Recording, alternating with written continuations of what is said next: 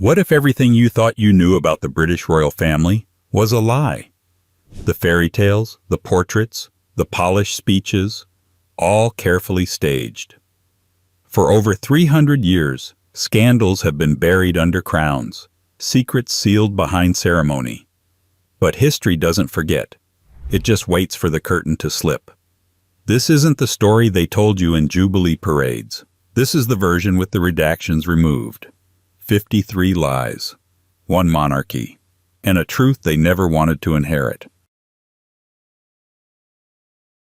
Before we dive in, hit that subscribe button if you love peeling back the polished surface to find the mess underneath.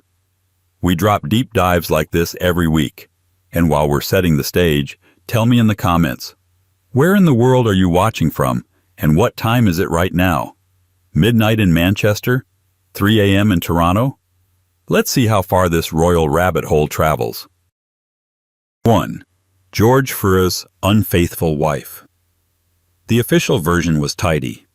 Sophia Dorothea of Shelley, wife of the soon-to-be George I, betrayed her marriage vows, had an affair with a dashing Swedish count, and was banished for her wickedness. The Crown's story read like a moral parable. A queen sins, justice descends, and the realm is protected from scandal. Neat, sanitized, almost moral, almost. But the truth? Well, the truth was locked away behind stone walls for over 30 years. Sophia Dorothea didn't just fall out of favor. She vanished, locked in a remote German castle at Alden for the rest of her natural life. No trial, no official exile decree, no divorce, just silence. While her husband, George, soon to be crowned the first British monarch from the House of Hanover, paraded mistresses through court with the smug entitlement of a man who'd rewritten history before lunchtime. The couple had loathed each other from the start. It was a dynastic marriage, bloodless and brittle, where love wasn't even on the invitation. George took lovers. Sophia Dorothea did too, or at least tried, depending on which historian you believe.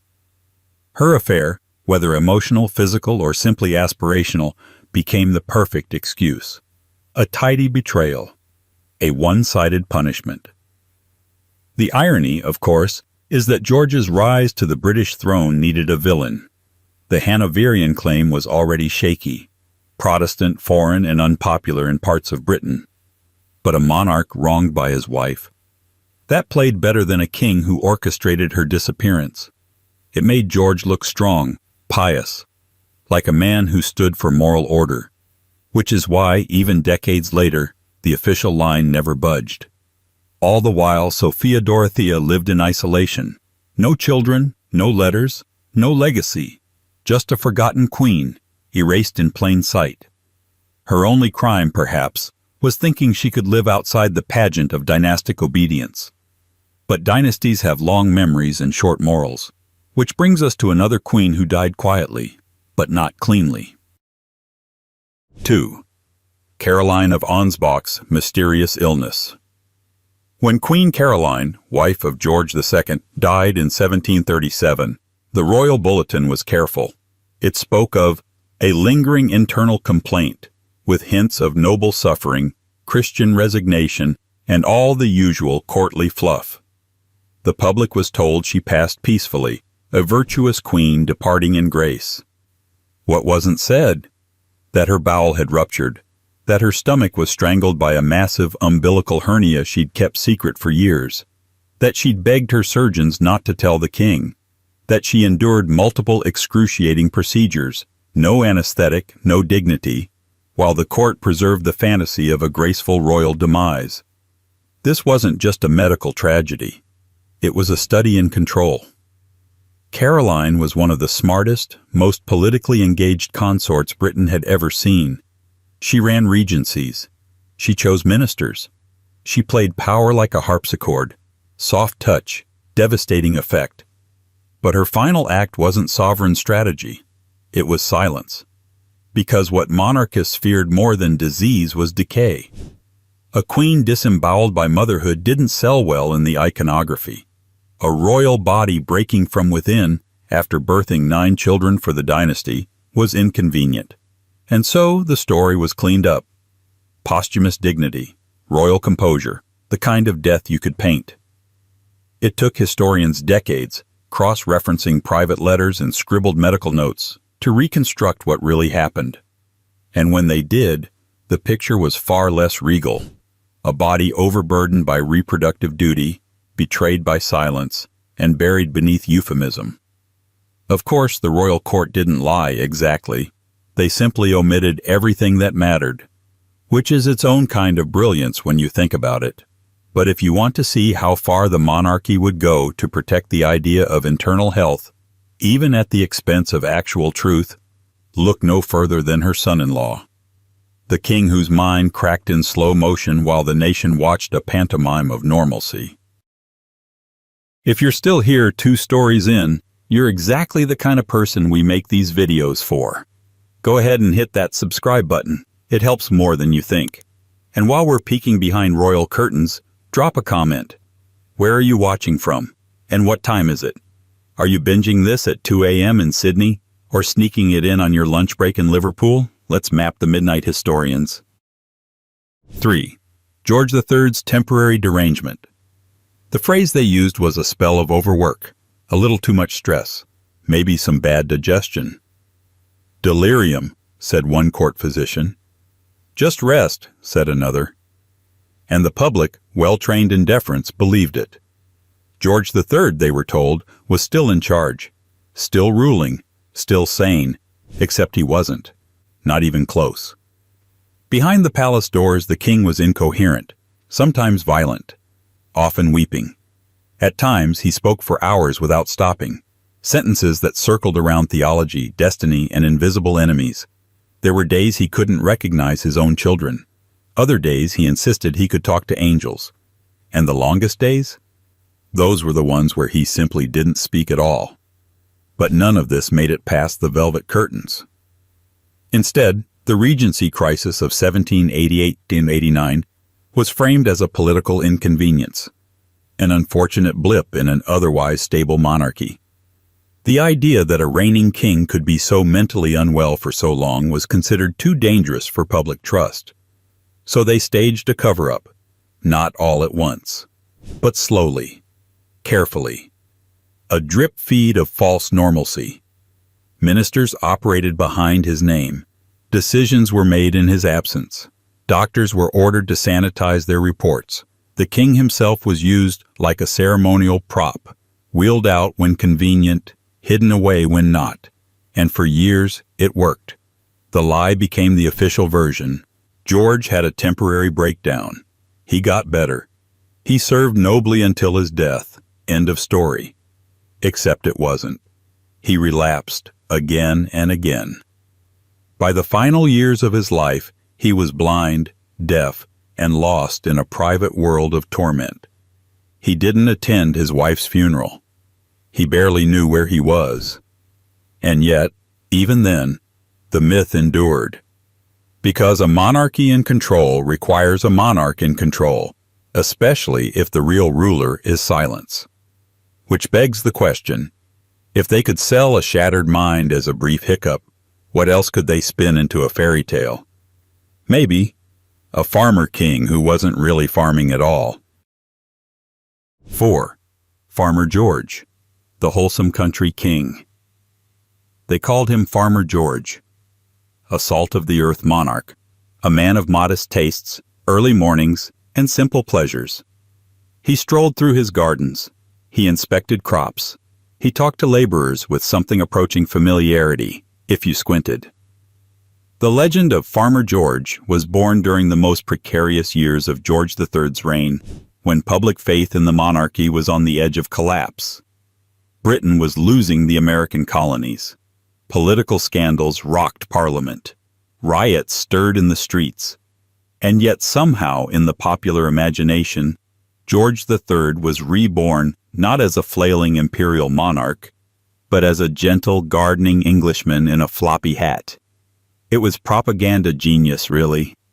His handlers leaned into the rural mythos, paintings of him in the fields, stories of his interest in livestock, anecdotes about him inspecting turnips with near spiritual focus. The message was clear. While the world burned, the king was grounded, stable, loyal to the land, just like you. But George's private life was neither pastoral nor peaceful. His court was formal and frigid, his mental health fragile, his relationship with Parliament often combative. The image of a kindly country squire obscured the deeper truth. He was a monarch under siege, by illness, by revolution, by a political system barely keeping up with a rapidly changing world. It's not that he never showed interest in farming, he did, but the myth eclipsed the man. His agricultural curiosity was inflated into a national identity strategy. The king as symbolic soil, plowshares instead of politics, a wholesome distraction from a crumbling empire. And the timing of the Farmer George narrative wasn't random. It surged after the American War of Independence, when Britain desperately needed to feel virtuous again. And what's more virtuous than a king who prefers wheat fields to war fields? The story stuck because it offered comfort, and as with all effective lies, it was built around a half-truth. George did walk his gardens, but he also presided over the loss of a continent. He suffered prolonged bouts of debilitating illness, and he existed in a system that desperately needed him to seem harmless, even when he wasn't. But harmless kings sometimes harbor dangerous secrets, like marriages they aren't supposed to have, or wives the state pretends never existed at all. 5. George IV's secret Catholic marriage never happened. By the time George IV was Prince of Wales, he had already developed a taste for dramatics, extravagant debts, operatic romances, elaborate self-pity. But the crown's greatest denial came not from the prince himself, but from the carefully constructed fiction that his marriage to Maria Fitzherbert never existed. She was a Catholic widow, twice over, older than him, and entirely unsuitable under every law and custom that governed royal marriage. And yet in 1785 the two were married in a private ceremony, complete with witnesses and rings and vows. Illegally, yes. Illegitimately in the eyes of the state. But real. The Royal Marriages Act of 1772 had made it clear. Heirs to the throne needed the monarch's permission to marry. And there was a much older law forbidding marriage to Catholics altogether. So the match was a constitutional nightmare. Which is why, as far as the official record was concerned, it simply didn't happen. But George treated her as his wife. In private, he addressed her as such. They lived together on and off for years, and he referred to her affectionately and often bitterly when forced into a second, arranged marriage with Caroline of Brunswick. Fitzherbert, for him, was the real deal. In later years, George IV tried to have it both ways. He privately honored the relationship while publicly distancing himself from it. He even pressured Fitzherbert to burn the proof. She refused. Some documents survived, enough to make sure the truth would re-emerge, inconveniently, long after both parties were gone. The government at the time had every reason to deny the marriage. A future king marrying a Catholic woman in secret? It would have been constitutional dynamite. And so the lie became a necessity, a foundational silence. Every biography for decades played along, either ignoring the marriage or branding it a youthful indiscretion. Never quite real, never fully explained. But the record has since spoken, and so has the paper trail. Enough scraps and testimonies survived to paint the fuller picture. A marriage that had to be denied in public to preserve the facade of Protestant purity. Yet the royal habit of rewriting romantic disasters wasn't unique to George IV, because when he needed to get rid of his next wife, Caroline of Brunswick, he didn't bother with denials. He chose public humiliation instead. 6. Blaming everything on Queen Caroline of Brunswick. When George IV married Princess Caroline of Brunswick, it was a diplomatic transaction, a woman he barely knew, a match arranged for appearances, heirs, and the image of royal stability. It took less than a week for him to regret it. and the rest of his reign to try and erase her. She was awkward, unpolished, rumored to be indiscreet. He was petulant, narcissistic, and openly cruel. Their marriage collapsed almost instantly. But rather than acknowledging the mismatch, the palace launched one of the most public and petty smear campaigns in British royal history. Caroline was cast as a scandal, a loose woman, an embarrassment to the crown. George refused to live with her, publicly mocked her, and when his father died, making him king, he tried to legally strip her of her title and prevent her from being crowned queen. The centerpiece of the campaign was the 1820 Pains and Penalties Bill, a legislative trial dressed up as justice. Parliament was treated to a circus of witnesses, gossip, and half-baked evidence about Caroline's alleged affairs while she lived abroad. Servants testified to salacious details. Portraits of her supposed lover were paraded like tabloid headlines. But here's the twist. The public took her side. The British people, already sour on George IV's extravagant lifestyle and endless scandals, saw Caroline not as a fallen woman, but as a wronged one. A woman tossed aside and publicly flogged for the crime of being inconvenient. Riots broke out. Crowds gathered outside Parliament. The bill failed. George still managed to bar her from the coronation. When she tried to attend, she was physically turned away. 2 weeks later, she died. The official line called it illness. But most saw something closer to despair. In the end, George got his symbolic victory, but lost his public image for good. Caroline became a folk martyr, and the royal brand took another hit in a century full of them. But even when kings rot their own marriages from the inside out, the next one always promises reform, respectability, a fresh start. And that's how we got the strangely sanitized myth of William IV, the reformed family man. 7. William IV as the reformed respectable family man. By the time William IV inherited the throne in 1830, Britain was tired. Tired of scandals, tired of court dramas, tired of kings who lived more like rogue actors than royal figureheads. So when William ascended, the narrative was clear and convenient. Here, finally, was a mature, moral, settled king. A steady hand with a good heart. A domestic man with no appetite for decadence, or so they said. In truth, William had spent the better part of his adult life doing exactly the opposite of what a respectable royal was expected to do.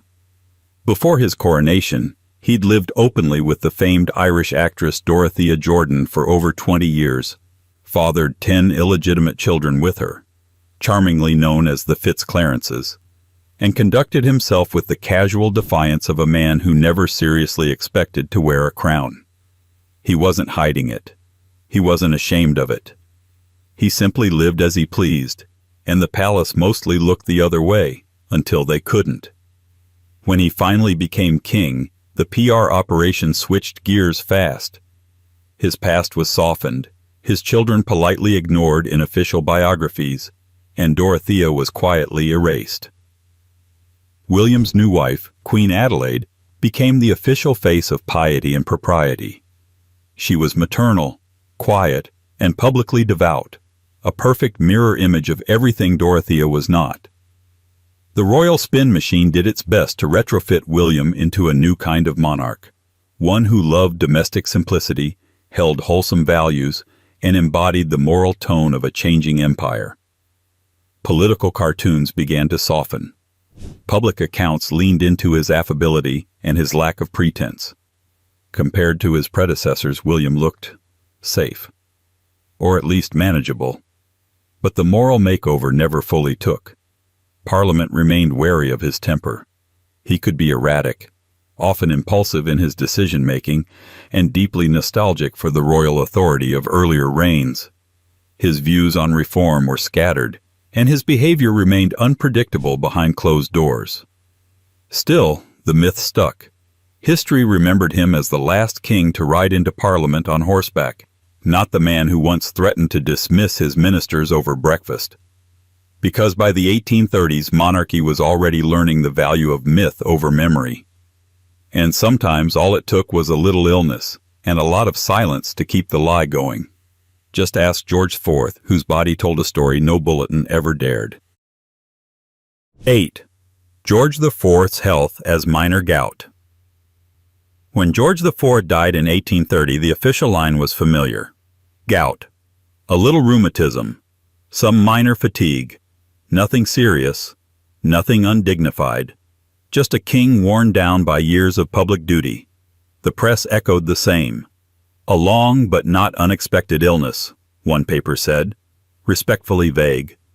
But behind the royal curtains, the picture was far less sanitized. By the end of his life, George IV was in catastrophic physical decline. He was morbidly obese, so much so that tailors had to invent new fittings just to accommodate his frame. He suffered from chronic heart issues, breathlessness, peripheral edema, and severe, crippling attacks of gout that left him bedridden for weeks at a time. He could barely walk. At times, he couldn't even sign documents without assistance. His personal physicians, sworn to discretion, kept public reports bland and euphemistic. A touch of the gout became a catch-all for everything from hypertension to congestive failure. It was easier to hide him away in Brighton, in his heavily fortified and increasingly secluded pavilion, than to let the country see how badly the crown's body was failing. Why the cover-up? Because illness, in the monarchy, isn't just personal, it's constitutional. A visibly unwell king sparked questions about succession, about stability, about legitimacy itself. So George was kept in a kind of managed seclusion, where news about his declining condition could be carefully filtered, spun, or suppressed. It wasn't just about physical health either. His mental state became erratic. His moods were volatile. At times, his paranoia made advisors wary of even approaching him. But still, the image of a mildly gouty monarch prevailed, like a sentimental oil painting, thick with color but flat on truth. By the time he died, few mourned him sincerely. His public image had long been in decline, but the final indignity was how thoroughly the facts of his condition were hidden. The same public that had once cheered his coronation had no idea how far he'd fallen. But perhaps this is the recurring theme: the body as illusion, pain as private, truth as impolite. Even death, if you're royal, must be curated. Which brings us back to the one royal death they tried hardest to paint as peaceful: Queen Caroline of Ansbach's. Again. 9. Caroline of Ansbach's death as a peaceful passing queen. Caroline, consort of George II, was no stranger to performance. She knew the stagecraft of monarchy inside out, the gentle hand at court, the sharp mind behind the scenes, the public portrait of noble suffering. So when she died in 1737, the narrative was polished to near perfection. The official statements described a peaceful departure. A few internal discomforts, they said. A stoic queen, composed to the last. The death of a beloved consort, grieved by all. It was the kind of death you could set to music. It was also a lie. In truth, Caroline had been suffering in silence for years. Multiple pregnancies had weakened her abdominal wall, leaving her with a massive umbilical hernia that she hid from nearly everyone, even the king. The pain became routine, the concealment habitual. She managed it all while continuing to serve as an advisor to her husband, a political operator, and a quiet engine behind the court's direction. But her body had other plans. The hernia strangulated her bowel, and the resulting infection became catastrophic. In an era before anesthetics, her surgeries were agonizing. Her physicians cut deep, blind, and desperate, more butchery than healing. She bore it all with a composure so eerie that even her husband, George II, seemed unsure whether to be comforted or terrified by her resolve. Yet none of that made it to the public. The announcements stuck to their lines. Internal complaint, managed with dignity. The reality was deemed too visceral, too unseemly, too human. A queen in agony didn't fit the narrative. A queen who broke, physically, biologically, quietly, was something to be buried in private letters, not memorialized in royal annals. Only through later scrutiny of medical notes, hidden correspondence, and historical reconstructions did the true nature of her death come to light. A story not of peace, but of endurance. Not of noble suffering, but of institutional silence. And in that silence another pattern emerges. The royal body must never fail in public, especially not the mind, which is why the myth of George III's madness, if it had to be acknowledged at all, was turned into just one simple episode, easily contained, quickly forgotten. 10. The sanitized Mad King story of George III. If you're going to lose your mind, make sure it's only once, and make sure the crown can use it. That was the unspoken motto behind the centuries-long myth that King George III suffered a single, tragic episode of madness near the end of his life, then quietly faded away. A blip, they said. A regrettable but temporary misfire in an otherwise respectable royal brain. But madness, like monarchy, isn't tidy. And George's unraveling wasn't a single event. It was a slow, recurring spiral that haunted much of his adult reign.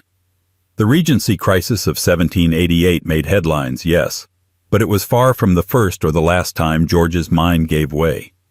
He experienced prolonged bouts of confusion, delusions, and emotional instability, years before the official narrative admitted anything was wrong. Letters from aides, notes from ministers, and observations from foreign diplomats all point to multiple episodes of severe psychological decline, spaced across decades. The myth of the one-off madness was never more than a PR bandage. Why the cover-up? Because constitutional monarchs are supposed to be constants, anchored, rational, unflappable. A mad king wasn't just a medical problem. It was a national threat. If the head of state couldn't govern, who could? And if the public knew just how fragile the royal mind was, what might they demand next? So the crown turned complexity into simplicity. A single breakdown. A tragic hero. A lesson in human fragility. By the time it reached textbooks, George was no longer a man struggling with chronic illness. He was an abstract morality tale, like a Shakespearean monarch undone by fate. It took centuries and forensic analysis of medical reports for historians to piece together the pattern. This wasn't one bad winter. It was a lifetime of episodes, possibly bipolar disorder, possibly porphyria, possibly both. But definitely not just a spell. Even at the end, George's deterioration was quietly managed. He was tucked away, unseen, unheard. A living ghost in Windsor Castle, while his son ruled in his name. Because in monarchy, what the public doesn't see is as important as what they do, and what they were told next was equally neat. The Hanoverian succession, unblemished, uncorrupted. But the truth? It was anything but. 11. The spotless Hanoverian succession myth. The story goes like this. The House of Hanover arrived in Britain as a clean, legitimate Protestant alternative to the chaos of Catholic plots and Jacobite uprisings. They were lawful, sensible, chosen. A fresh start for a kingdom battered by succession disputes and papal interference. But for a dynasty that styled itself as the cure to royal dysfunction, the Hanoverians sure had a habit of sweeping their own scandals under imported carpets. The official image was one of order, stability, an unbroken chain of Protestant rulers who upheld Britain's constitutional future. But behind the royal portraits and court proclamations lurked a more chaotic reality, complete with exiled wives, forbidden marriages, mental illness, power struggles, and a generous amount of rewritten history.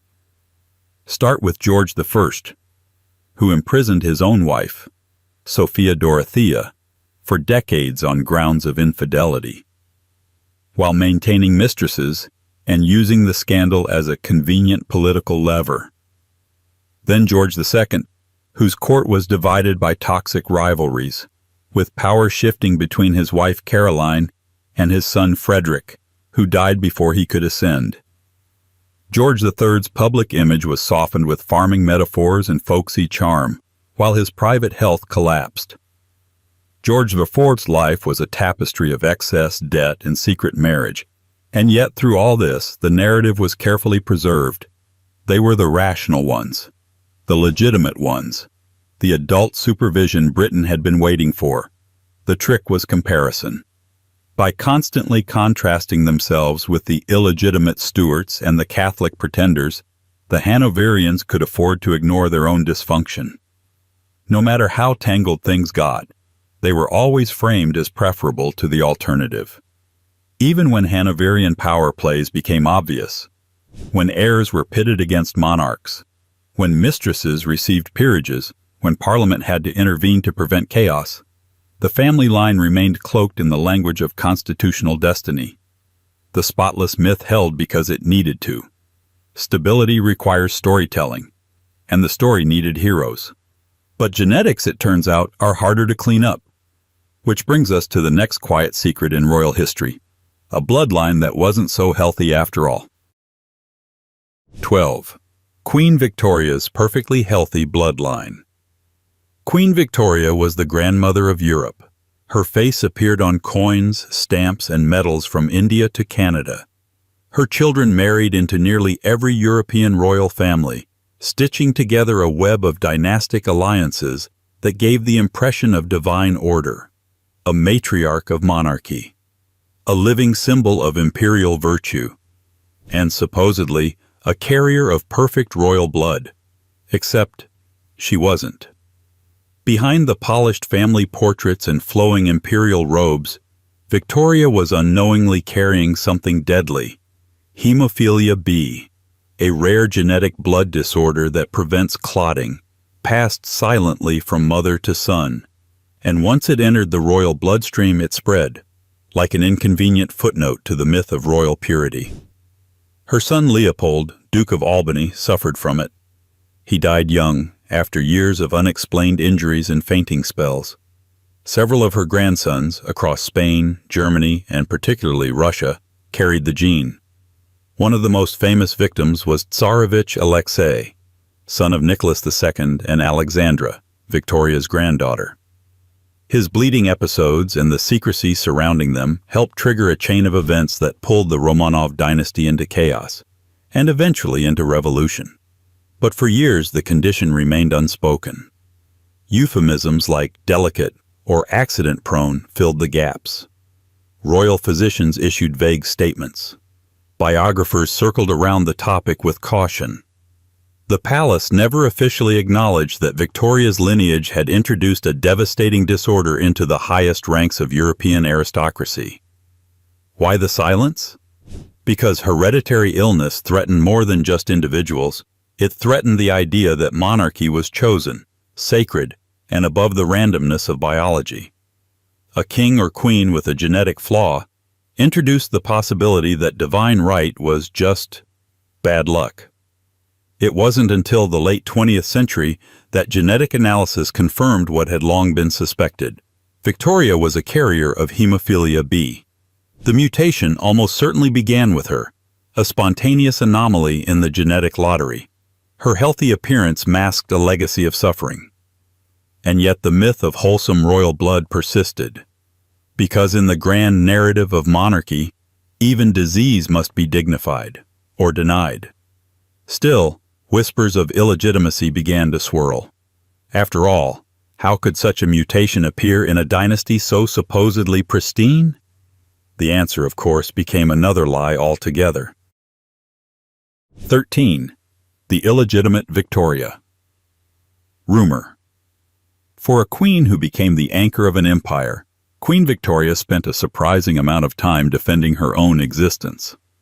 The rumors were relentless, that she couldn't possibly be the legitimate daughter of Edward, Duke of Kent, that her father was someone else, that she was an impostor in a long line of carefully bred royals.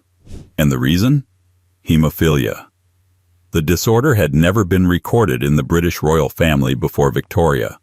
When it appeared in her son and was later traced through her descendants, skeptics, especially her political enemies, latched onto it. If hemophilia hadn't been in the family, how could she carry it? The logic was crude, but convenient. The only answer, they claimed, was that she wasn't her father's daughter at all. Pamphlets circulated. Gossip swirled in drawing rooms. And though the palace never dignified the rumors with a public response, the implication hung over Victoria's reign like a whisper in a church: you don't really belong. Of course, the science tells a different story. Modern genetic studies, particularly those involving the remains of the Romanov family, have confirmed that the hemophilia mutation likely began with Victoria herself. A spontaneous genetic anomaly. Not inherited, not scandalous, just biology doing what it does, without permission or poetry. Still, for monarchies, appearances matter more than facts. And the appearance of a hereditary condition with no precedent was destabilizing. Easier, perhaps, for some to invent an imaginary affair than to admit that divine bloodlines are just as fragile as everyone else's. It's worth noting how rarely the monarchy addressed the question head-on. Silence, again, became the preferred response. The lie was allowed to float unchallenged because engaging with it would mean admitting how vulnerable the whole system really was. But the consequences of that mutation weren't abstract. They had names. And one of them was Prince Leopold, whose entire life was quietly reshaped by the condition they never wanted to name. 14. Prince Leopold's clumsiness. Prince Leopold, Duke of Albany, wasn't just Queen Victoria's youngest son. He was also her most fragile. But the royal household didn't call it that. They called him delicate, sensitive, accident-prone. The kind of vague, hand-waving language used when something's obviously wrong but too inconvenient to explain. What Leopold actually had was hemophilia, an inherited blood disorder that meant even minor injuries could be life-threatening. But for much of his life, that truth was buried beneath euphemisms. When he fell, it was bad luck. When he limped, it was growing pains. When he bled, it was never the family's fault.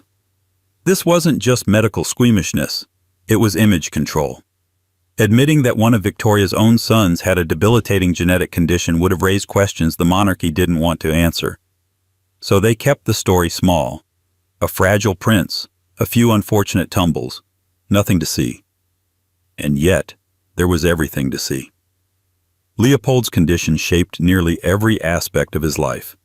He wasn't allowed to pursue a military career like his brothers. Travel was limited. Even his marriage, late by royal standards, was arranged with the understanding that he might not live long. Every decision, every movement, was weighed against the possibility of unseen danger. Still, Leopold wasn't passive. He was intelligent, artistic, and politically curious. He pushed to be more than his illness, even while the court tried to smother it beneath layers of discretion. In the end, he died at just 30 years old, after what the papers called a sudden illness. It was anything but sudden. His story might have stayed forgotten, another quiet footnote in the family archives, if not for the growing awareness of hemophilia's royal reach.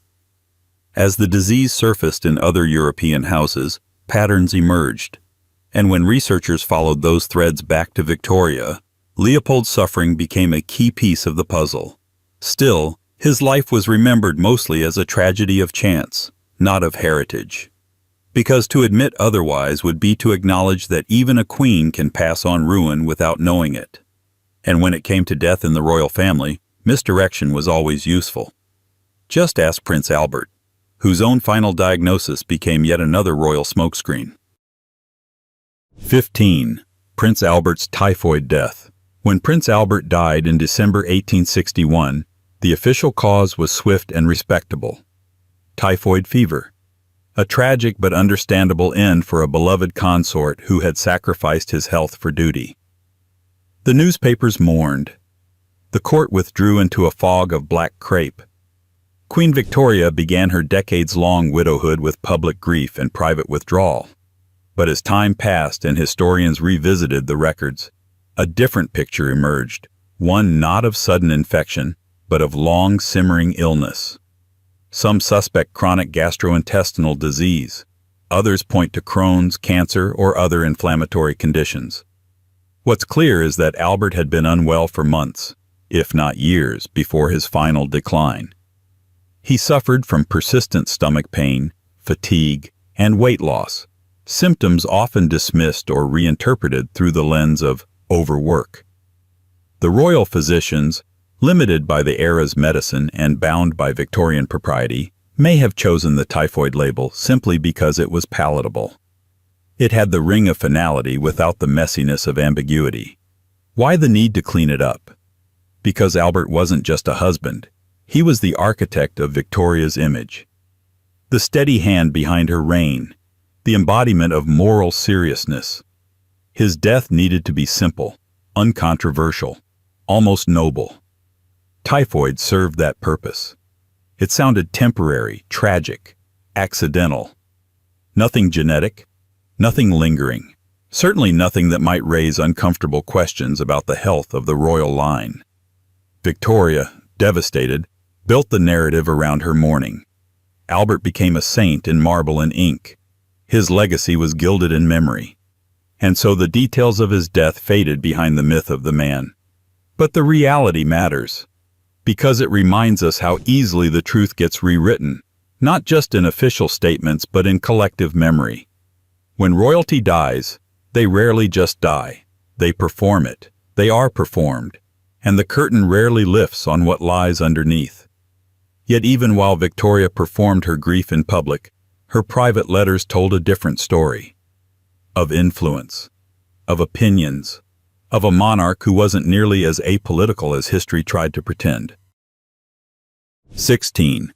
The endlessly loyal, apolitical Victoria. To the public, Queen Victoria was the ultimate constitutional monarch, stoic, restrained, and dutiful to the last breath. A woman above politics, a sovereign who reigned but never ruled. And that version of her, carved into busts, stamped onto currency, and embedded in textbooks, endured for over a century. It was a lie so elegant it hardly needed to be told outright. But behind the veil of mourning black and ceremonial decorum was a queen who very much had opinions, and power, and a willingness to use both. Especially after Prince Albert's death, Victoria became far more than the grieving widow. She was a shrewd political operator who didn't shy away from shaping the direction of government. Her letters to ministers weren't casual courtesies. They were pointed, emotional, and, at times, furious. She weighed in on appointments. She pushed back against reform bills. She expressed open hostility to certain politicians, especially those who veered toward radicalism or Republican sentiment. She once described Prime Minister Gladstone as someone who addressed her as though she were a public meeting. Her dislike for him was legendary. Meanwhile, she openly favored Disraeli, whose flattery of her imperial image earned him more than one political advantage. For a monarch supposedly above the fray, she spent an awful lot of time picking favorites, and making sure they knew it. Still, the palace carefully curated her image. She was presented as the grieving widow who bore the weight of empire without interference. Her personal interventions were brushed aside as emotional outbursts or maternal concern for the country. Few dared to question just how deep her hand was in the machinery of governance. Why the denial? Because the illusion of apolitical monarchy is essential to its survival. The moment a monarch starts looking like a political actor, the entire balance of constitutional power starts to tremble. So Victoria's influence had to be minimized, even when it was glaringly obvious. And while her reign may have been defined by propriety on the surface, the court she left behind under her son Edward VII was anything but restrained, which is how the golden age of the Edwardian court was packaged, just not quite how it lived. 17. The model Edwardian court under Edward VII. When Queen Victoria finally exited the stage in 1901, the British monarchy was ready for a makeover. Enter Edward VII, cheerful, cosmopolitan, and blessed with the charisma his mother had systematically suppressed. His court was immediately branded as modern, sophisticated, and impeccably well-behaved. A model of polished diplomacy, they said, a new golden age. But like most royal branding exercises, the reality was a little less clean. Beneath the satin-lined myth was a king who had spent decades earning a very different reputation. As Prince of Wales, Edward, known to his friends as Bertie, had been a notorious gambler, a serial womanizer, and a walking tabloid magnet. His debts were legendary. His private life was a mess of affairs, whispered cover-ups, and discreet arrangements. And none of it stopped when he became king. The myth of the modern Edwardian court was built on the idea that monarchy had turned a corner, that the grim widowhood of Victoria had given way to a sunnier, more rational era. Edward was styled as the urbane gentleman king, perfectly suited to a changing world. He hosted elegant state dinners. He charmed foreign dignitaries. He even helped patch up relations with France, leading to the Entente Cordiale. But none of this happened in a vacuum. Behind the scenes, palace aides worked tirelessly to manage the king's lifestyle and suppress the more unruly parts of his behavior. Tabloids were courted and pressured. Stories were softened or buried. Edward's constant need for money, despite generous civil list funding, was never allowed to become a public scandal. Even ministers walked a fine line with him. Edward expected to be listened to, flattered, and indulged. He didn't always understand the limits of his constitutional role, and advisors had to delicately steer him away from interfering too directly in policy. The charm that won over foreign courts was the same charm that masked a king often more interested in cards than cabinet meetings. Still, the story stuck. Edwardian England became shorthand for stability, style, and progress, as if history were best remembered through cigarette smoke and polished shoes. But when Edward died in 1910, the next king was even more buttoned up. And when George V finally died, the lie about his passing was perhaps the most carefully orchestrated of all. 18. George V's death as entirely natural. According to official court bulletins, King George V died peacefully at Sandringham just before midnight on January 20, 1936. It was described as a gentle fading, a natural passing for a dutiful king who had served his country with steadiness and grace. Dignity was the key word. Order. Decorum. It wasn't true. In 1986, the Royal Archives revealed a different ending, one not announced, but administered. George V had been gravely ill for some time. His breathing labored, his consciousness slipping in and out. His condition had deteriorated to the point that palace officials worried the public death might occur at an inconvenient hour, making the announcement land in the less appropriate evening newspapers rather than the dignified morning editions. So his personal physician, Lord Dawson of Penn, took matters into his own hands. According to the now public notes, Dawson injected the king with a fatal dose of morphine, followed by cocaine, intended not to ease pain, but to hasten death. Not as a mercy killing exactly, but as a scheduling decision. A royal death, timed for the headlines. At the time, this was not disclosed. The royal household maintained its fiction. The language was clipped, understated. Journalists repeated the official version without question. A noble passing, a quiet room, no further comment. The implications were enormous.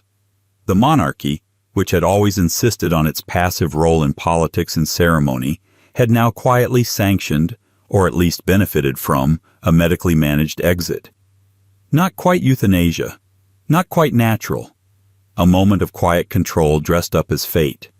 The question wasn't just ethical, it was institutional. What else could be managed behind the curtain? How much of royal life and royal death was performance? And perhaps more importantly, how many other details had been scrubbed from history to preserve the image of a monarchy that endures not because it is truthful, but because it is curated?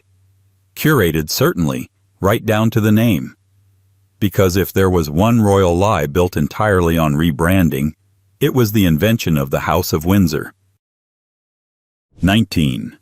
The House of Windsor as anciently English.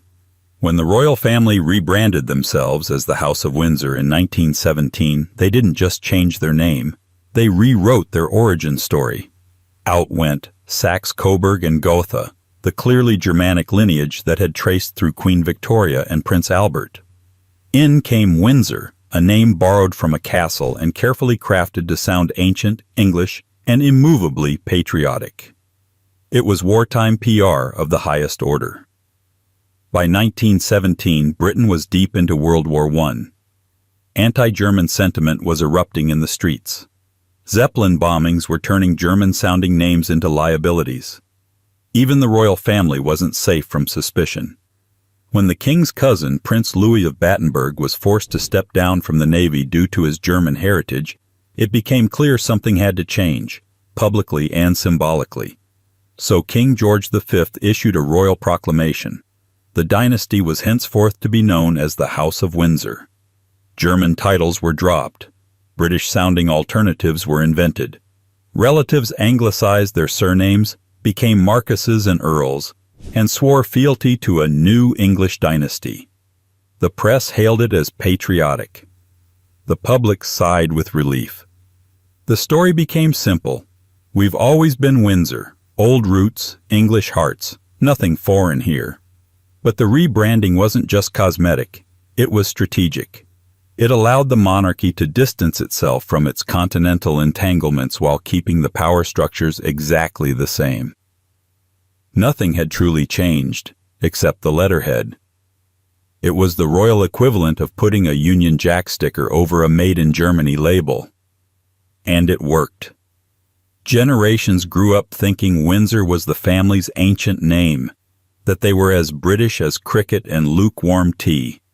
The fact that most of George V's ancestors had spoken German, held German titles, and married into German nobility was quietly buried.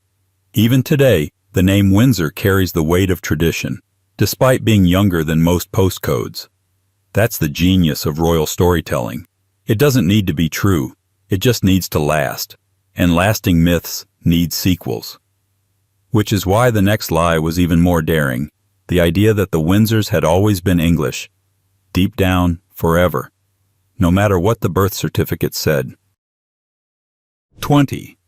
We were always Windsor. Burying German roots.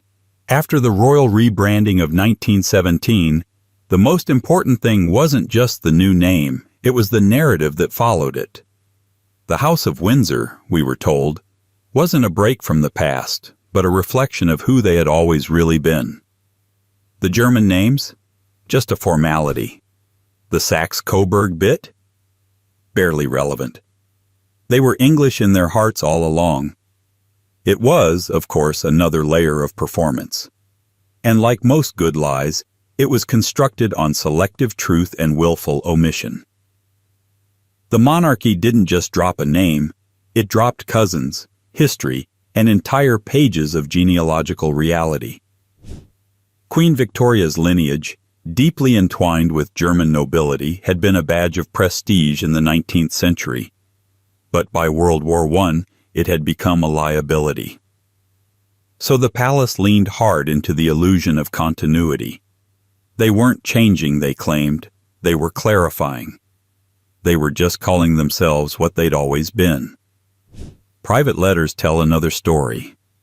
King George V was acutely aware of the public's rising hostility to anything German. The decision to rename the family wasn't made lightly. It was a deliberate act of self-preservation. Even the most loyal courtiers knew that a family with the surname Gotha couldn't plausibly ask a bombed-out London to keep waving Union Jacks. It wasn't just the name. Extended family members dropped their German titles. New peerages were granted to make their Britishness official. Prince Louis of Battenberg became Lord Mountbatten. The family tree was pruned and rebranded until it looked sufficiently native. And still, the official story insisted, this wasn't reinvention, this was rediscovery, as if Britishness had always been hiding under a pile of umlauts, waiting to be dusted off. The narrative became so effective that many Britons today have no idea the royal family's origins lie in German duchies, not ancient Anglo bloodlines.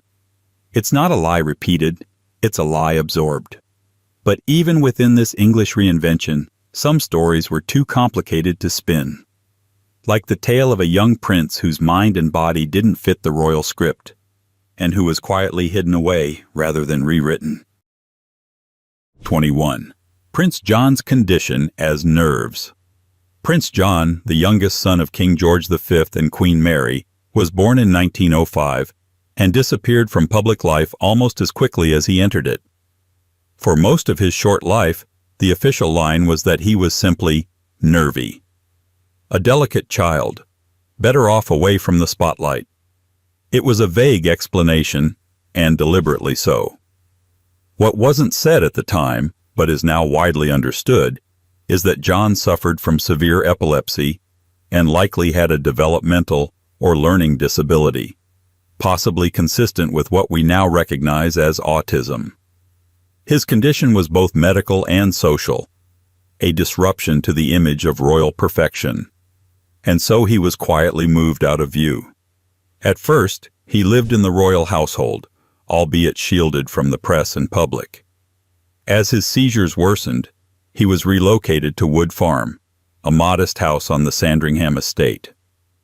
There, he lived under the care of a devoted nanny and a small staff, separate from the main family.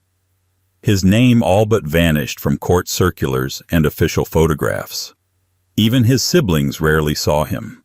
The justification, when offered, was usually framed in terms of care. That the quiet countryside was more suitable, that he needed rest, that the royal life would be too stimulating. But the subtext was clear. Prince John didn't fit the narrative. He couldn't perform the public role of a royal child. And so he was edited out of the royal story. When he died in 1919 at just 13 years old, following a severe seizure, his funeral was small and mostly private. The public, who had barely known he existed, was told he had passed after a period of delicate health.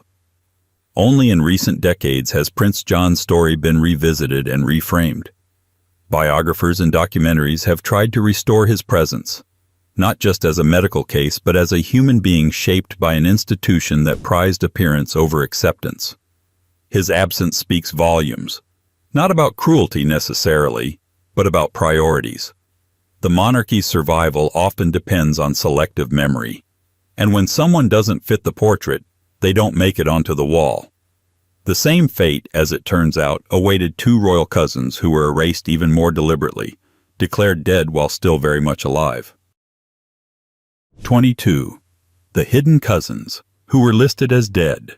In the glittering world of royal biographies and stately genealogies, Nerissa and Catherine Bowes-Lyon were written out almost completely.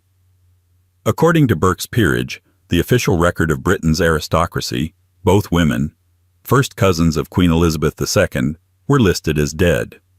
Died in 1940 and 1961, respectively. The facts were recorded, accepted, and forgotten, except neither of them was dead. Nerissa and Catherine had been quietly placed in the Royal Earlswood Institution for Mental Defectives in 1941. They lived there for decades, anonymous, voiceless, and institutionalized under names that no longer carried their titles or connections.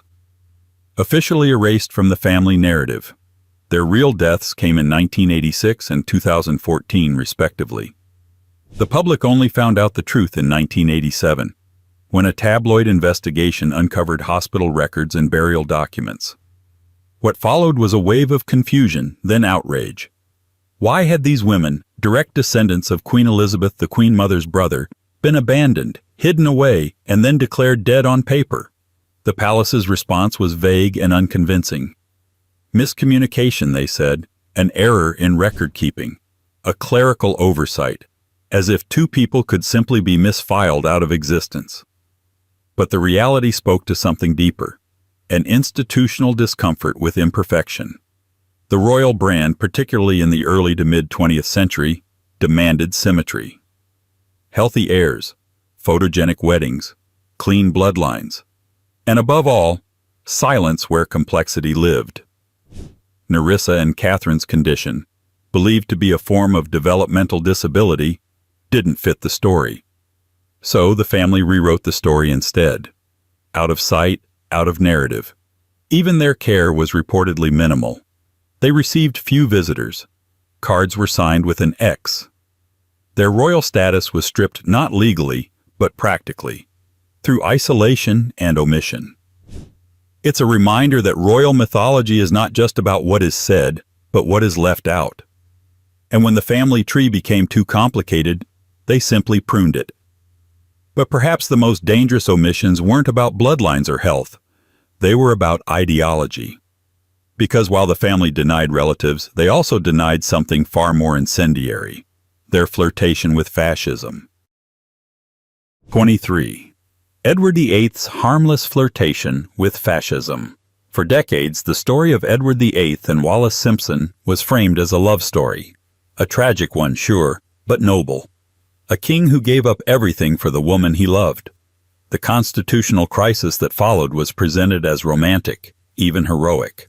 The darker part of the story, his links to Nazi Germany, was downplayed or dismissed.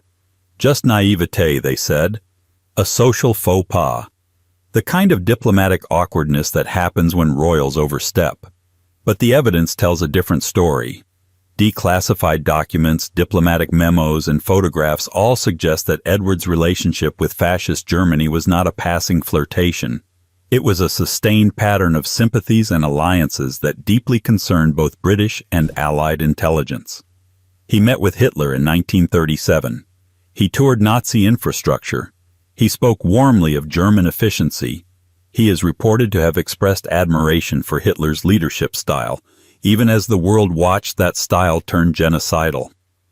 After his abdication, Edward and Wallis lived in France and then Portugal, where British intelligence began to view them as potential liabilities. The concern wasn't just symbolic, it was strategic. Nazi Germany had floated plans to reinstall Edward as a puppet monarch if Britain were defeated. Whether he took this idea seriously or not is debatable. But the fact that such plans existed, and that he remained in contact with individuals tied to the Nazi regime, was enough to trigger alarm. And yet the official line continued. They were exiles, apolitical, socially misguided but harmless. When the pair were shipped off to the Bahamas during the war, it was framed as a dignified appointment. In reality, it was containment. Get them far from Europe. Get them off the radar. After the war, the narrative cleaned itself up. Edward published memoirs. Wallis gave interviews. The Nazi connections were reduced to background noise. What mattered was the love story, the abdication, the sacrifice. But sacrifice is an odd word to use for someone who was never quite stripped of titles, wealth, or privilege. The crown didn't disown Edward, it merely redrew the spotlight, and that spotlight would dim further as the couple settled into exile. But exile, as it turns out, can still be a stage. 24. Wallis and Edward as a political exiles. Once the dust of the abdication settled, the next chapter of Edward and Wallis's story was crafted with care. A quiet life abroad. Harmless. Stylish. A couple who chose love over duty and spent the rest of their years attending cocktail parties and posing for the occasional magazine feature. Exiled, yes, but content. It was a fairy tale sequel, and entirely misleading. What the palace and press framed as benign exile was, in fact, a carefully orchestrated removal. The couple had become a political liability, especially as Europe edged into war. Edward's associations with Nazi officials, his questionable public comments, and his refusal to stay out of ideological conversations made him an unpredictable variable, one that Downing Street and Buckingham Palace could no longer afford. Sending him to the Bahamas as governor in 1940 was a strategic exile. Officially, it was a posting of honor. In reality, it was insulation. Get him far enough away that he couldn't interfere, embarrass, or influence. The islands were not a prize, and Edward knew it. His letters during that period drip with resentment. He considered it a demotion. Wallace, too, hated the heat, the press, and the lack of attention. But perhaps the most telling part of their so-called apolitical existence was how political it really was. Reports circulated of Edward's private complaints about Britain's war effort. His ongoing correspondence with German contacts raised eyebrows in Whitehall. Intelligence agencies monitored his movements. There was even concern that Wallace, charming and sharp, could be used to funnel information. Despite the surveillance and suspicion, the official story remained frozen in its original pose: two lovers abroad, irrelevant to the affairs of state. A story that was easier for everyone to believe than the alternative, that a former king was still dangerous. They were never prosecuted, never fully denounced, just sidestepped. And when they died, first Edward, then Wallace, they were laid to rest near the royal heart of Windsor. The exile, it seemed, had a return ticket all along. But their story wasn't the only royal mystery buried in wartime fog, because in 1942, another royal's death raised even more questions, this time involving a plane crash that still hasn't landed cleanly in the history books. 25. The 1942 death of the Duke of Kent as a simple crash. In August 1942, Prince George, Duke of Kent, brother to King George VI, died in what was officially described as a tragic but straightforward aviation accident. His RAF plane, a Sunderland flying boat, crashed into a Scottish hillside near Dunbeath. The weather was poor. The flight, they said, routine. The loss was mourned as an unfortunate wartime sacrifice, one of many. Except the details never quite added up. For starters, the Duke wasn't just another airman. He was a royal, a senior one at that, and the first in over 500 years to die on active military service. He was also the only royal with lingering associations to Germany before the war, connections that, while not directly incriminating, had long stirred unease. When he died, the official story was vague and oddly thin on specifics. The flight's purpose was never fully explained. He was reportedly on his way to Iceland, yet the route made little geographical sense. One extra passenger, reportedly not on the original manifest, was never publicly identified. The surviving crew member gave conflicting accounts.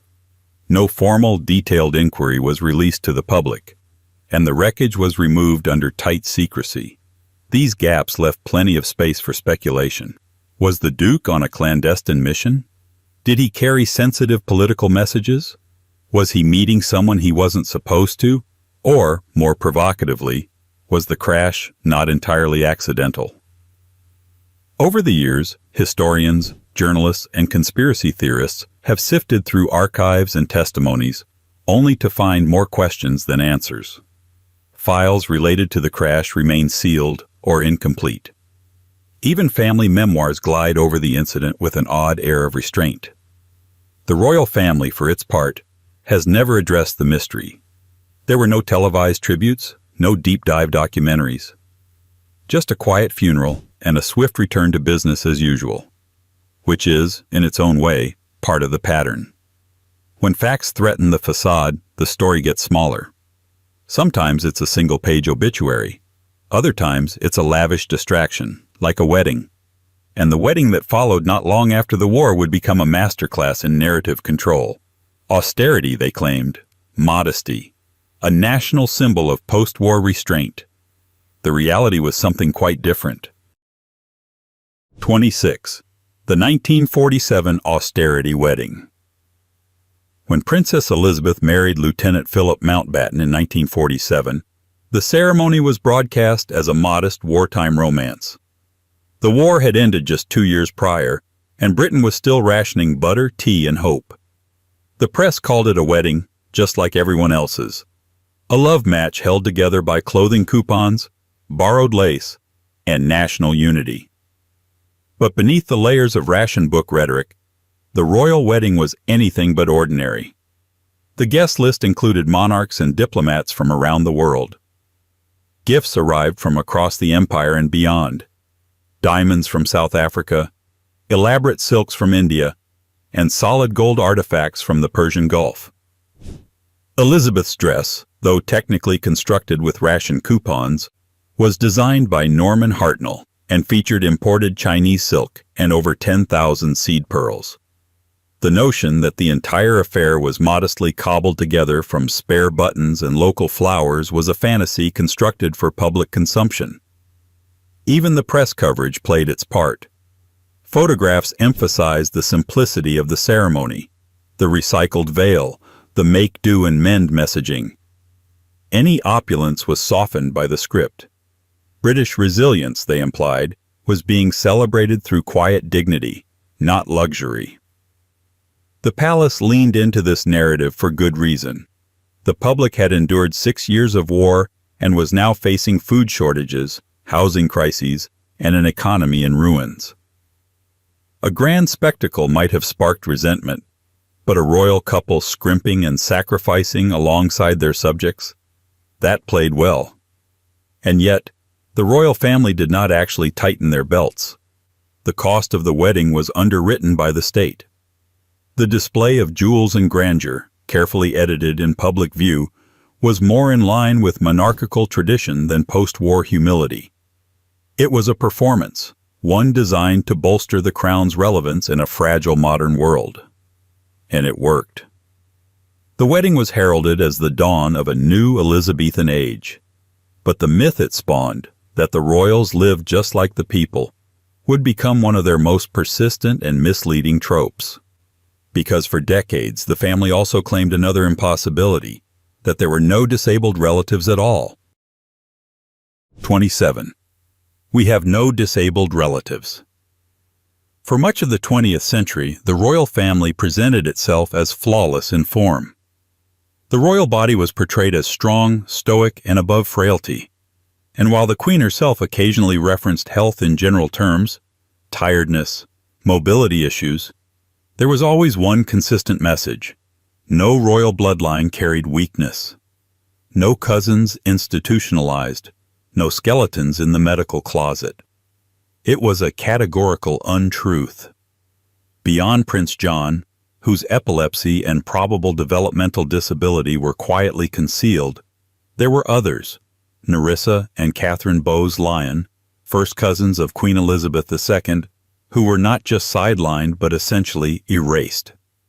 Institutionalized in 1941 in a Surrey facility for people with learning disabilities, the sisters were listed in Burke's peerage as deceased, even though they remained alive, tucked away in anonymous care homes. They were not alone. Other extended relatives with similar conditions met the same fate, hidden from the public, excluded from family events, and left out of official photographs and biographies. When journalists uncovered the truth in the late 1980s, the response from the palace was tepid at best. There were no formal acknowledgments, no public visits, no gestures of inclusion. Why? Because disability in the royal context posed a unique threat, not just to the myth of divine inheritance, but to the entire apparatus of hereditary rule. If royal blood could carry mental illness or developmental disorders, it raised awkward questions about succession, about fitness, about legitimacy itself. And so, the institution followed its most time-tested strategy: silence, omission, reclassification of reality into narrative. It's a stark contradiction when held against the royal brand's other great virtue claim, service. Because how do you serve the people while pretending that some of your own don't exist? In the royal mythos, every wedding is televised, every birth celebrated, every Christmas speech wrapped in duty. But in the quiet wings of state hospitals, royal relatives passed their lives in near total obscurity. And the erasure wasn't just personal, it extended to legal and financial life too. Because while most people's wills are public record, royal wills? Those have been sealed away for over a century. 28. Royal wills are just like everyone else's. In most parts of Britain, a person's will becomes a matter of public record after death, a small gesture toward transparency in matters of wealth, property, and legacy. It applies to bakers and baronets, to coal miners and cabinet ministers, but not to monarchs, not even close. For more than a century, royal wills have been sealed, tucked away behind closed doors by a little-known legal mechanism that bypasses public scrutiny. The result? A long line of ultra-wealthy royals whose final financial dispositions remain entirely hidden from the very public they served. This isn't just a tradition. It's a legal system all its own. The practice began in 1910 when the will of Prince Francis of Teck, Queen Mary's brother, was sealed to avoid scandal. The scandal? He'd reportedly left a cache of prized jewels to a mistress, and the family couldn't bear the thought of public embarrassment. The precedent stuck. From then on, senior royals could request that their wills be locked away indefinitely, with no oversight and no public justification. Since then, dozens of royal wills have disappeared into this velvet-lined vault of secrecy. Princess Margaret, the Queen Mother, Prince Philip, all sealed. No public breakdowns, no accounting, no declarations of who received what or how the vast holdings of private wealth were redistributed. Even more curious, the hearings to seal these wills take place in private. No press, no public attendance, not even the identities of the judges involved are routinely disclosed.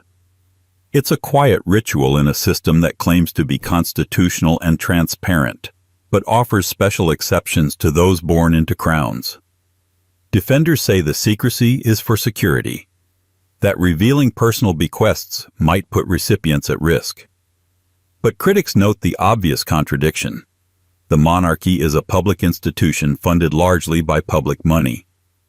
Its members receive taxpayer-funded security, housing, travel allowances, and in many cases income from public estates.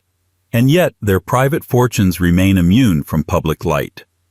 The effect is twofold. Wealth is hoarded in silence, and precedent accumulates. The longer this goes on, the more normal it seems. And if you're wondering how much public money is really involved, don't worry.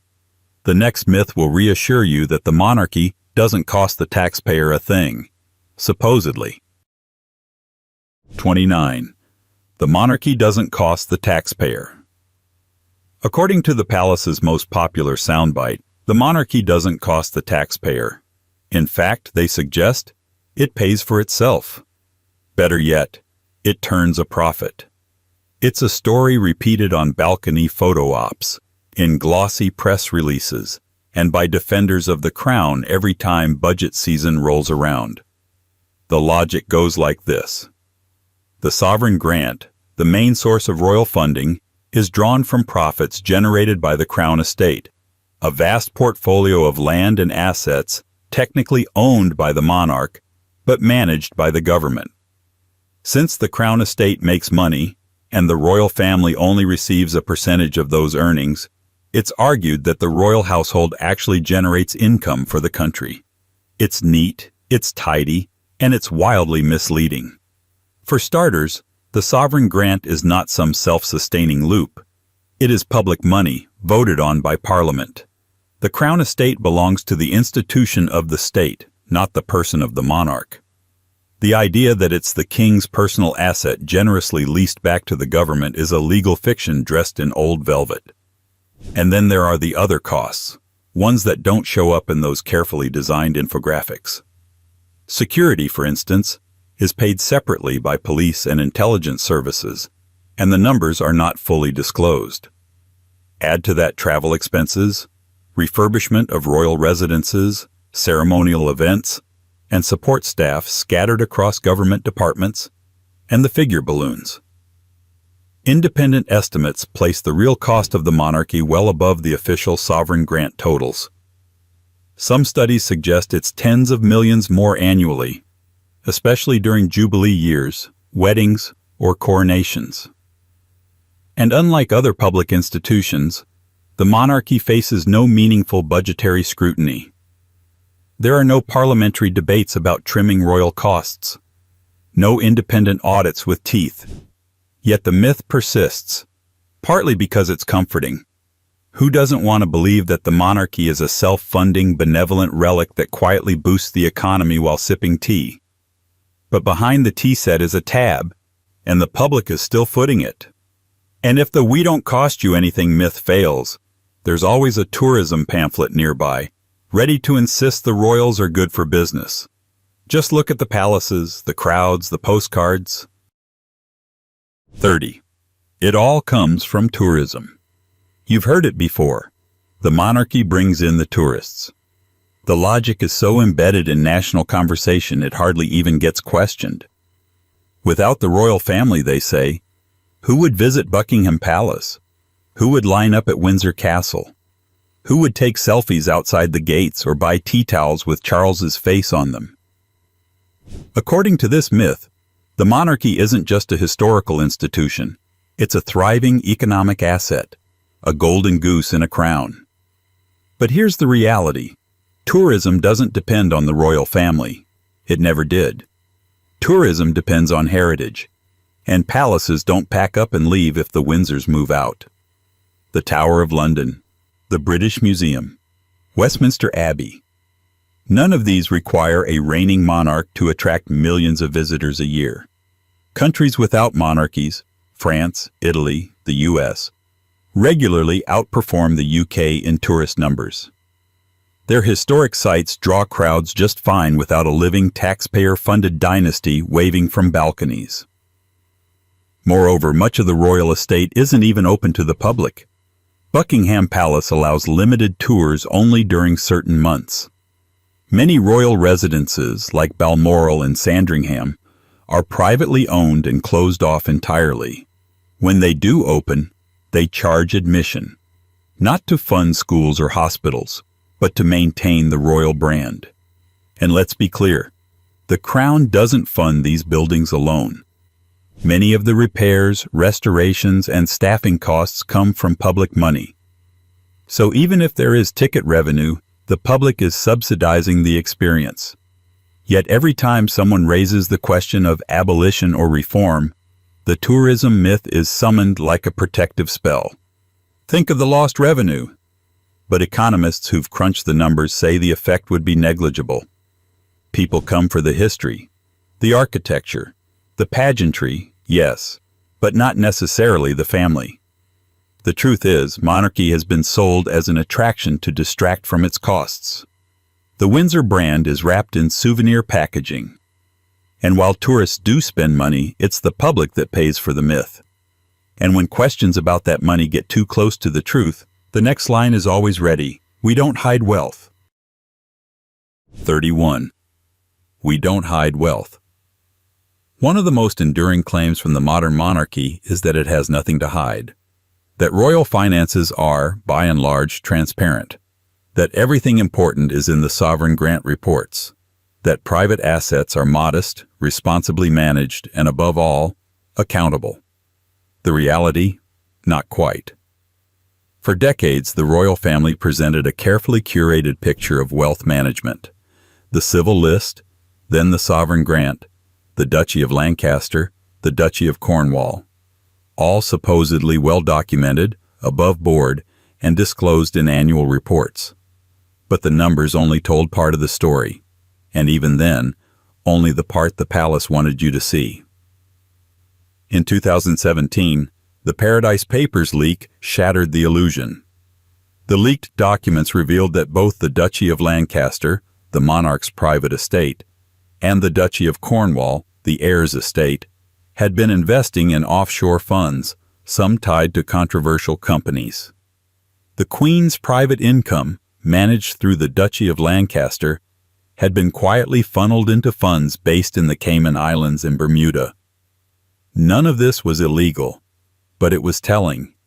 These were tax havens, the very places where wealth goes when it wants to be hard to trace and harder to tax.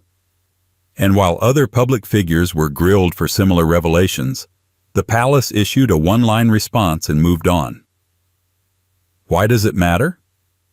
Because the Crown's financial empire is vast and largely unaccountable. The duchies are not considered public property, yet they benefit from legal privileges and tax exemptions. They generate millions in annual income, yet operate under a veil of royal discretion. Questions about who oversees these funds, how they're invested, and where the profits go are routinely dodged with appeals to tradition and privacy. Even the Queen's personal portfolio, assets separate from the estates, remains a guessing game. Estimates range from hundreds of millions to potentially more, depending on how one values art, land, and secret trusts. So yes, some wealth is hidden, some is protected, and some is simply kept out of view until a leak, a court case, or a documentary brings it blinking into the light. And even then, the monarchy has one more trick, reminding the public that the monarch doesn't actually interfere with anything, especially not the law. 32. The Queen has no say over laws. One of the most common royal reassurances is this: the monarch reigns, but doesn't rule. The king, or until recently the Queen, has no real involvement in legislation. Parliament makes the laws. The monarch simply signs them. Symbolic, ceremonial, harmless. That's the line. It's also not quite true. In reality, the royal household plays a little-known and rarely discussed role in the legislative process through something called King's Consent, formerly Queen's Consent. This is not the same as royal assent, which comes after Parliament passes a bill. King's Consent happens before, a process whereby draft bills that affect Crown interests are quietly vetted by the monarch's lawyers. This isn't a symbolic nod, it's a gatekeeping mechanism. Ministers must seek royal approval before introducing legislation that touches on royal powers, estates, or finances. And if the palace doesn't like what it sees, changes can be requested, often discreetly, sometimes effectively. For years this process flew under the radar, but investigations by The Guardian and legal scholars revealed that more than 1,000 bills had been subjected to this pre-legislative vetting. In some cases, wording was altered. In others, clauses were softened. In one notable instance, the Queen's lawyers lobbied to exempt her private wealth from transparency laws, successfully. What makes this particularly troubling is the opacity. The public rarely knows when King's Consent has been invoked. There's no public record of edits requested, no parliamentary vote, just a shadow process cloaked in constitutional tradition. Defenders argue it's a harmless formality, that it exists to protect narrow legal interests, not to shape policy. But when interests include multi-million-pound estates and legal immunity, the line between protection and privilege gets blurry. And if the law itself bends before it reaches the king's desk, what does that say about the notion of equal democracy? When one family can quietly edit legislation that affects them without scrutiny or disclosure?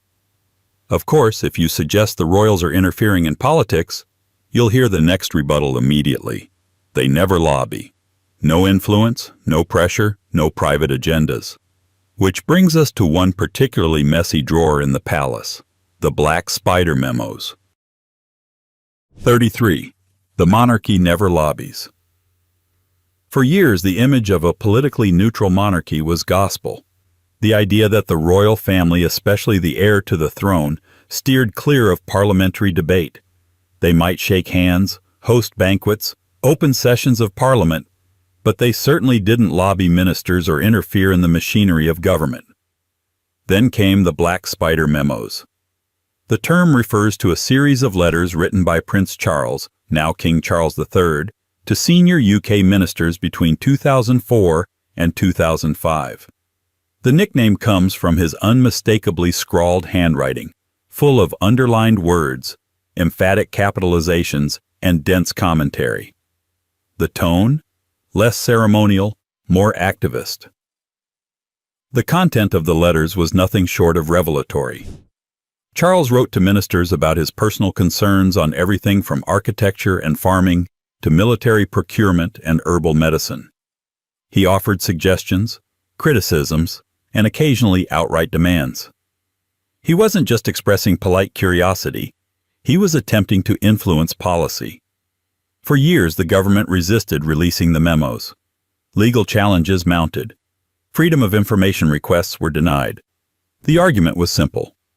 Disclosing the letters would damage Charles's image of political neutrality and potentially undermine his future role as monarch. Eventually, after a prolonged court battle, the memos were published. And while some were relatively benign, others revealed a striking level of policy engagement from someone who wasn't elected, accountable, or supposed to intervene at all. The palace was quick to downplay the scandal. Charles was merely expressing concern, they said. He was engaged, passionate, caring. But beneath the spin, the truth remained. He had used his access to directly influence government, with no public mandate and no transparency. Supporters argued this was harmless, even admirable. But critics saw something else, a quiet breach of the constitutional contract. The moment the royal family begins to act like a private lobby, the whole idea of non-political monarchy collapses under its own weight. And if Prince Charles was willing to bend the rules in private, imagine the scale of myth-making needed to protect his public image, especially during a marriage that was once described as a fairy tale, one that unraveled before it even began. 34. The spotless fairy tale of Charles and Diana. It was the wedding that was supposed to save the monarchy. In 1981, when Prince Charles married Lady Diana Spencer, the event was billed as a royal revival, a real-life fairy tale complete with a blushing bride, a golden coach, and a future king. The stuff of which fairy tales are made, the Archbishop of Canterbury famously declared, live on television to hundreds of millions. The myth began before the vows were even exchanged. Charles and Diana were cast as soulmates, young, noble, photogenic.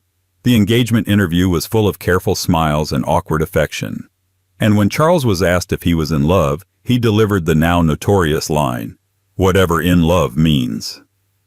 It should have been a warning. Instead, it was brushed aside by the palace spin machine and the global media. But behind the balcony waves and Buckingham Palace parades, the marriage was troubled from the start. Diana was only 19 when they got engaged. Charles was 32 and still deeply emotionally entangled with Camilla Parker Bowles, a woman he never truly left. The marriage became a three-person affair before it ever had a chance to function as a two-person commitment. Inside the palace, Diana struggled. With the press, with the institution, with isolation. Charles, meanwhile, retreated further into duty and distance, rarely offering the support expected of a romantic partner, let alone a husband. Yet the fairy tale endured, because it had to. The monarchy needed it. After years of public cynicism, Charles and Diana were positioned as the next generation of monarchy. Modern, glamorous, emotionally accessible. The illusion held for more than a decade. Every awkward gesture was repackaged as endearing. Every cold moment reframed as royal reserve. It wasn't until the 1990s that the truth began to unravel in public. Separate vacations, tell-all books, and interviews slowly chipped away at the myth. But for years the story held, preserved by tabloid deals, palace PR, and a public desire to believe that, just this once, the monarchy had gotten love right. But love, as it turns out, doesn't survive on ceremony. And fairy tales rarely end cleanly, especially when there's a third person the palace insists was never there. 35. There were no third parties. For much of the 1980s and early 90s, the royal narrative around Charles and Diana's marriage was tightly policed. Every report, every press release, every Buckingham Palace statement carefully upheld one central myth. There was no one else. No affair, no infidelity. Whatever tension existed between the Prince and Princess of Wales was simply a result of press intrusion, or the pressures of royal duty. Behind the walls of Kensington Palace, however, the truth was far less tidy. Charles had never really ended his relationship with Camilla Parker Bowles. Even as Diana navigated the lonely halls of the palace and shouldered the impossible weight of public adoration, Charles maintained emotional and eventually physical ties with the woman he'd once been told he could not marry. The two used nicknames, wrote letters, made secret phone calls. It was not casual. It was not discreet. And it was certainly not over. Still, the palace denied everything. So did Charles and Camilla, publicly. Camilla was just a family friend. There were no third parties, they insisted.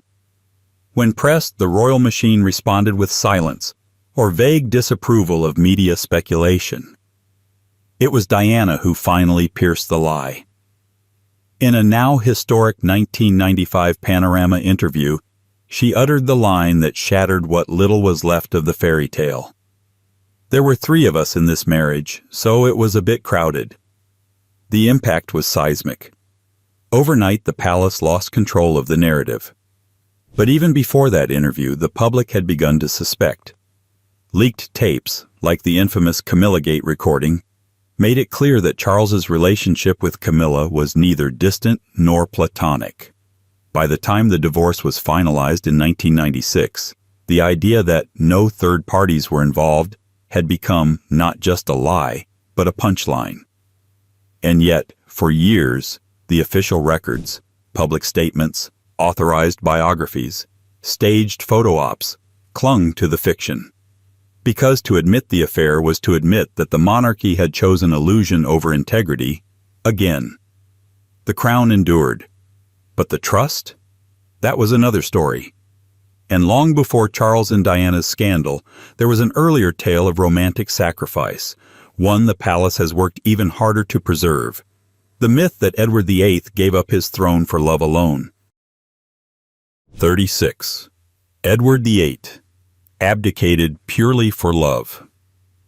Ask most people why Edward VIII gave up the throne in 1936, and the answer comes back quickly. He fell in love. The king chose the American divorcee Wallis Simpson over the crown, defying convention and sacrificing everything for romance. It's the story that made headlines around the world, the greatest love story of the century. And it's the version the royal family quietly allowed to harden into official memory. But the full picture is far more complicated and far less flattering. Yes, Edward loved Wallis. And yes, the British establishment, along with the Church of England, opposed their marriage. But behind the scenes, his abdication wasn't solely about passion. It was about politics, temperament, and control. Even before Wallis entered the picture, there were serious concerns about Edward's suitability as monarch. He had a tendency to ignore protocol, a disdain for paperwork, and a marked resistance to constitutional limitations. He clashed with ministers. He meddled in policy. He expressed sympathy for authoritarian regimes abroad. His own courtiers described him as impulsive, erratic, and dangerously uninterested in the complexities of rule. Wallis wasn't the cause of the crisis. She was the catalyst. Government officials, especially Prime Minister Stanley Baldwin, feared that Edward's determination to marry Simpson masked deeper problems, his unwillingness to play the constitutional role of a modern monarch. For them, the Wallis drama provided a timely exit strategy. The abdication crisis became a stage-managed event. The king delivered a radio address. The press romanticized his choice. And the palace helped enshrine the myth that he had simply loved too much to be king. What went unspoken was the relief among the political class. His departure avoided a constitutional breakdown and removed a man whose judgment had long been in question. In exile, Edward would go on to make statements and take meetings that only deepened concerns about his politics. But the love story lived on, largely because it distracted from the more troubling reality. And that tactic, letting silence replace disclosure, would be used again, especially when a different royal scandal unfolded half a world away, in Australia. A constitutional crisis the palace claimed to know nothing about. 37. We had no idea about the Whitlam dismissal. For decades, the official story was that Buckingham Palace played no part in the most dramatic political upheaval in Australian history, the 1975 dismissal of Prime Minister Gough Whitlam. The palace line was simple and, frankly, convenient. Her Majesty was above politics. She had no warning, no role, and certainly no influence in the Governor-General's shocking decision to fire a democratically elected leader. That narrative held for over 40 years. It helped protect not just the Queen's reputation, but the idea of a purely symbolic monarchy in Commonwealth countries, one that reigned but did not interfere. A ceremonial guardian, not a political player. Then came the palace letters. In 2020, after a prolonged legal battle, a trove of correspondence between Governor-General Sir John Kerr and Buckingham Palace was released. These documents didn't show a smoking gun. There was no direct instruction from the Queen, but they revealed something more unsettling: complicity by silence and deep familiarity with the unfolding situation. The letters showed that the Queen's private secretary, Sir Martin Charteris, was kept closely informed by Kerr in the weeks leading up to Whitlam's dismissal. The palace knew about Kerr's thinking, his doubts, his options, and while they didn't order him to act, they also didn't stop him. Crucially, the Australian public and Parliament were kept entirely in the dark. What the palace defended as constitutional neutrality looked, to many Australians, like quiet assent. The dismissal may have been technically legal, but its legitimacy was shrouded in royal privilege, withheld communication, and zero accountability. The revelation reignited debates in Australia about republicanism and the lingering influence of the Crown in post-colonial democracies, and it challenged one of the monarchy's most cherished myths, that it is powerless. Because the real story isn't just about what the Queen knew, it's about how the monarchy benefits from appearing uninvolved while still sitting at the center of systems that protect its mystique. And when royal myths are threatened, one of the oldest tricks in the book is to introduce a scandal so lurid, so captivating, that the real problem gets buried. Like the theory that a royal heir might have been Jack the Ripper. 38. Prince Albert Victor was Jack the Ripper. In the late 19th and early 20th centuries, one of the most sensational rumors to grip Victorian Britain and much of the world was that Prince Albert Victor, Duke of Clarence and Avondale, might have been Jack the Ripper. The theory had everything: a mysterious, emotionally troubled royal, a series of brutal, unsolved murders in London's East End, a cloud of secrecy around the crown, and most importantly, a public desperate for answers and ready to believe anything that added Gothic flair to aristocratic scandal. The idea first gained traction decades after the Whitechapel murders, and was later picked up in books, tabloid articles, and conspiracy documentaries. The claim varied depending on the source. Some said Albert Victor committed the murders in a state of madness. Others suggested he was part of a cover-up protecting someone else. The most elaborate versions involved Masonic conspiracies and secret illegitimate children. But here's the problem: it's not true. Albert Victor wasn't even in London during several of the murders. Travel records, military schedules, and eyewitness reports place him elsewhere. Historians, archivists, and serious ripperologists have all thoroughly debunked the theory. There's no credible evidence linking him to the crimes, no documents, no reliable testimony, no forensic trail. Just a tantalizing narrative and a desperate public appetite for royal scandal. So why did the rumor persist? Because it was useful. It fed into existing doubts about the royal family's honesty and morality. And for critics of the monarchy, it offered symbolic proof that beneath the polished surfaces and public performances, something monstrous might be lurking. The palace, predictably, never dignified the theory with a formal rebuttal. They didn't have to. The absurdity of the claim did its own damage, and that was enough. By the time the rumor reached peak popularity in the 1970s and 80s, it had already done its work, distracting, distorting, muddying the waters of historical fact with lurid invention. The deeper irony? While the monarchy denied having ever covered up such a thing, they were actively using secrecy laws to prevent other information from ever surfacing. Because when it comes to royal privacy, there's always a deeper drawer you're not allowed to open.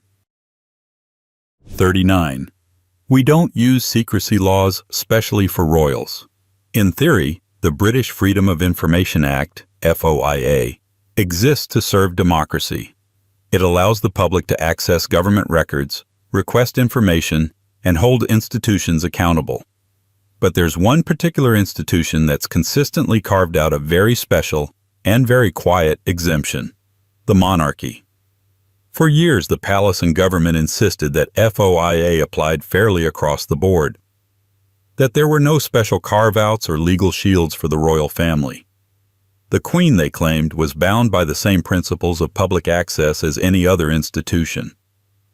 This was false, and it was always false. Multiple legal cases, journalistic investigations, and document leaks have shown that the monarchy has been granted bespoke protections that make it functionally immune to many transparency laws. In 2010, the Labour government quietly introduced amendments to the FOIA that exempted the royal family from requests relating to communications with ministers. No one else in the UK, no business, no individual, no government agency, received the same level of legal immunity. The justification was that these communications needed to remain private to preserve the political neutrality of the monarchy.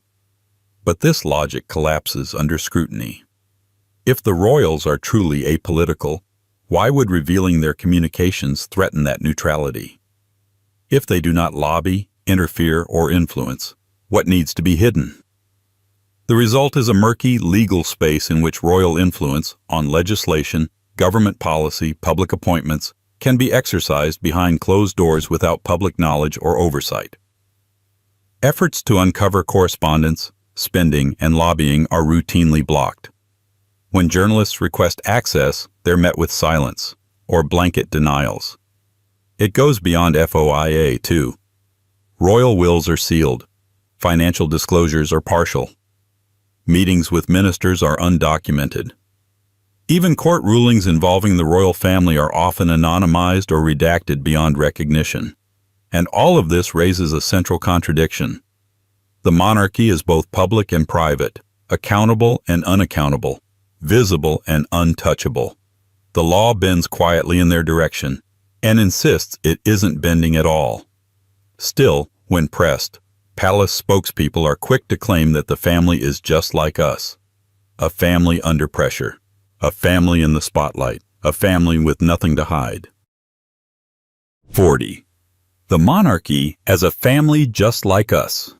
In the late 20th century, the monarchy made one of its boldest pivots in public relations history. After decades of appearing aloof, divine, and untouchable, the royal household began selling a new narrative. They were just like us. A relatable, modern family facing ordinary problems under extraordinary pressure. The Queen was a working mother. Charles was a struggling dad. William and Harry were cheeky boys at school. They had dogs, holidays, heartbreaks, and bad hair days. It was brilliant marketing. The shift wasn't accidental. After the PR disasters of the 1980s and early 90s, including the collapse of multiple royal marriages and mounting criticism over taxpayer costs, palace advisors realized something had to change. So out went the marble pedestal, and in came the breakfast table. The monarchy recast itself as human, domestic, and almost ordinary. Media appearances were softened. Documentaries showed the royals cooking, laughing, and playing with their kids. Christmas broadcasts included anecdotes. Photographers were invited to capture carefully choreographed moments of familial normalcy. The result? A monarchy that felt less like a medieval institution and more like a glossy lifestyle brand. But behind the scenes, the royal family remained anything but normal. Their wealth was still protected by sealed wills and hidden trusts. Their legal privileges exempted them from the transparency expected of any public institution. Their access to ministers and lawmakers remained unparalleled and unaccountable, and their internal dynamics were hardly examples of domestic bliss. Bitter rivalries, decades-long estrangements, and tightly managed image campaigns revealed a system built more on control than connection. Calling the Windsors a family like any other served a purpose. It made the public more forgiving when things went wrong. It gave the palace cover for dysfunction. and it helped justify the enormous cost of maintaining a hereditary institution in a modern democracy. After all, who would begrudge a struggling family a bit of help from the state? But the illusion only works if you don't look too closely. Because real families don't live in tax-exempt palaces. They don't receive state funerals regardless of legacy. And they don't disappear problematic relatives into anonymity. And when issues of race emerged, whether through marriage, staff treatment, or colonial legacy, the Just Like Us Act began to fall apart entirely. 41. Racism has never touched the institution. For decades, the royal family cultivated an image of pure constitutional neutrality, untouched by political controversy, untainted by colonial guilt, and entirely free from prejudice. When it came to race, the palace's stance was always implied, rarely stated. The crown was above all that. Racism, if it existed, lived somewhere else, perhaps in the media, perhaps in history, but certainly not within the royal walls. But reality, again, refused to play along. Across multiple generations, the royal institution has been linked, both directly and indirectly, to racist structures, language, and behavior. From the symbolic to the systemic, the pattern has become harder to deny. Start with history. The British Empire, over which the monarchy reigned and symbolically presided, built vast wealth on colonization, slavery, and extraction. The crown's image was used to legitimize conquest. Royal tours to former colonies were framed as civilizing missions. Indigenous cultures were dismissed as curiosities or spectacles. In the modern era, the story hasn't improved much. In 2021, the monarchy faced an unprecedented crisis when Meghan Markle, Duchess of Sussex, revealed in an interview with Oprah Winfrey that a senior royal had questioned the potential skin tone of her then unborn child. The palace responded with a carefully crafted statement, saying that recollections may vary, an artful dodge, not a denial. But that wasn't an isolated issue. Reports also emerged about outdated hiring policies at Buckingham Palace, including exemptions from certain equality laws. Several former staff members, especially people of color, have spoken anonymously about feeling sidelined or dismissed in royal households. These stories have mostly been brushed off or ignored by palace spokespeople. Symbolically, too, the crown continues to struggle. Royal honors with colonial origins remain unexamined. Commonwealth ceremonies often feature outdated imagery, and the institution's silence on calls for reparations or apologies for slavery has only deepened criticism. Supporters insist the monarchy is evolving, that it represents unity, not division. But gestures without accountability feel hollow, and diversity in photo ops doesn't equal inclusion in decision-making. The palace can't have it both ways. It can't claim to be a unifying symbol while dodging conversations about exclusion. And while the Queen was praised for her discretion, some of that silence hid another truth: active efforts to protect her own financial interests, using the very laws she supposedly never touched. 42. The Queen never interferes in her own interest. Queen Elizabeth II was often described as the embodiment of duty, stoic, restrained, and above self-interest. The perfect constitutional monarch, one who never dabbled in politics, never meddled in law, never used her position for personal gain. At least, that's the image. In 2021, The Guardian revealed that Buckingham Palace had quietly lobbied ministers to amend proposed legislation that would require greater transparency in shareholdings. The goal: to ensure that the Queen's private wealth remained secret. And the lobbying worked. The exemption was inserted. Draft legislation concerning public companies' transparency, intended to expose the use of nominees to hide true owners, was adjusted so that the monarch's interests were shielded. No fanfare, no public explanation, just a behind-the-scenes edit. This wasn't an isolated incident. Through the mechanism known as Queen's Consent, now King's Consent, the monarch's lawyers routinely vet bills that might affect the crown's estates, finances, or legal standing. In many cases, they request changes, always privately, rarely disclosed. The monarchy insists this process is purely ceremonial, but the results say otherwise. What makes this example particularly significant is its focus. Not constitutional issues or ceremonial rights, but private money. The Queen's personal portfolio was protected using public legislative mechanisms. The palace has never denied the report. It simply didn't comment, knowing full well that the myth of apolitical detachment would do most of the damage control on its own. This goes beyond one law. It raises uncomfortable questions about how many other bills were tweaked to protect royal interests over the decades. How much public transparency was sacrificed to preserve royal discretion? And how many decisions were influenced, not by tradition, but by quiet self-preservation? For an institution that claims to live in the service of the people, this was a moment of startling contradiction. It showed that even the most revered monarch of the modern era knew when to step in, if the stakes were personal enough. And sometimes, when royals did speak up, it wasn't through laws or policies, but through bitter complaints disguised as jokes. 43. Royal gaffes are just jokes.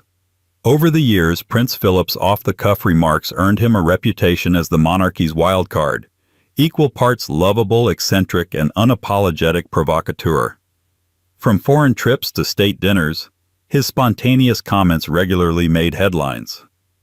"He's just joking," the palace would say. "That's just his way." Reporters dubbed them gaffes, and the label stuck, like a Band-Aid over something more uncomfortable.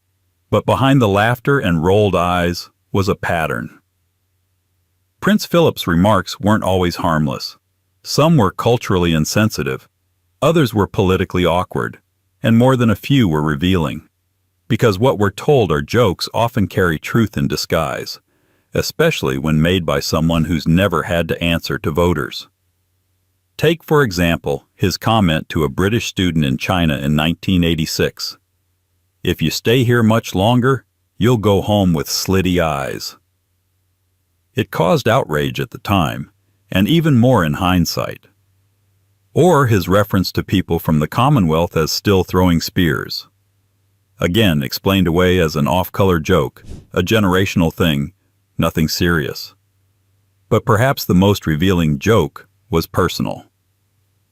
Prince Philip once referred to himself as a bloody amoeba, lamenting that he couldn't pass his surname on to his children. That might sound trivial, but it wasn't. It spoke volumes about the rigid hierarchy of royal identity, and how even the Queen's husband could feel powerless in an institution that demanded absolute submission to tradition. This wasn't just about misplaced humor. It was about frustration, powerlessness, and a deep unease with the contradictions of royal life. The gaffes, when taken together, tell a story of someone who was both inside and outside the royal machine, bound by duty, trapped by protocol, and occasionally cracking under the weight of it. The palace's strategy was always the same: minimize, downplay, move on. He didn't mean it that way. That's just Philip being Philip. But the repetition raised a different question. When does a pattern of jokes stop being funny and start being structural? Because beneath every chuckle is a system that's never had to apologize for itself. And that system's financial secrets go far deeper than a few awkward remarks, especially when it claims its private wealth is nothing to write home about. 44. We only have modest private wealth. Ask the royal family about their finances, and you'll likely hear something reassuring. The monarchy's private wealth is modest. Not insignificant, of course, but appropriate, measured, nothing too flashy. The image projected is one of stewardship rather than opulence. A dutiful family with a few ancestral homes, a modest stock portfolio, and a healthy appreciation for financial restraint. Except that's not the truth. Not remotely. The precise figure of royal private wealth has long been a mystery, by design. But in recent years, investigations have begun to chip away at the myth of modesty. Reports from The Guardian, Forbes, and independent financial researchers estimate that the Windsors' private fortune may reach into the hundreds of millions, if not higher. This includes not just cash, but expansive land holdings, private estates like Balmoral and Sandringham, rare art collections, racehorses, fine jewelry, and a substantial property portfolio. Much of this is held in trust, shielded from inheritance taxes and public scrutiny. Then there's the question of royal wills, documents routinely sealed by special court orders, preventing any view into how assets are distributed or accumulated over generations. These wills are exempt from normal probate law. Where most British citizens' estates are public record, the Windsors remain sealed for up to 90 years. That's not modesty. That's institutional secrecy. The royal family also benefits from legal carve-outs. The Duchy of Lancaster, for the monarch, and the Duchy of Cornwall, for the Prince of Wales, are technically private estates, but they operate with public privileges, including immunity from capital gains tax. The Crown insists these are run as private portfolios, but few private investors enjoy such generous exemptions from the law. So why the narrative of modesty? Because it plays well. A humble monarch appeals to a public increasingly conscious of inequality. It softens criticism and shields the Crown from harder questions about fairness, about access, about legitimacy. But there's little humble about a family whose private fortune grows quietly behind legal barricades. And when that wealth is filtered through charities, the next line of defense appears, that every pound spent is for the public good. Spoiler, it's not that simple. 45. Royal charities prove we're above politics. If you believe the royal press releases, and let's be honest, that's their job. Royal charities exist as a pure expression of service. They're nonpartisan, non-political, operated for the good of the realm, with no agenda beyond goodwill. A royal handshake here, a gala dinner there. Smiling ambassadors for causes that anyone across any aisle can support. That's the myth. The reality, however, is more complicated. Many of the royal family's charities are indeed involved in worthwhile causes. Environmental conservation, mental health awareness, support for veterans, and early childhood education. These are real efforts, often with measurable impact. But woven into that work is something more subtle and far more political. Prince Charles, in particular, used his charities not just as philanthropic vehicles, but as platforms for lobbying. Through the Prince's Foundation and other organizations, he promoted alternative medicine, architecture reform, and agricultural policies, issues he also pushed privately in letters to ministers, as seen in the infamous Black Spider memos. These weren't apolitical gestures. They were part of a long-term strategy to shape public policy without appearing to do so directly. By supporting think tanks, commissioning reports, and backing research aligned with his views, Charles built a soft power ecosystem capable of influencing government agendas, without ever needing a seat in Parliament. Other royals have followed suit, with charities that blur the line between service and branding. Patronages become PR. Events double as access points for donors and politicians.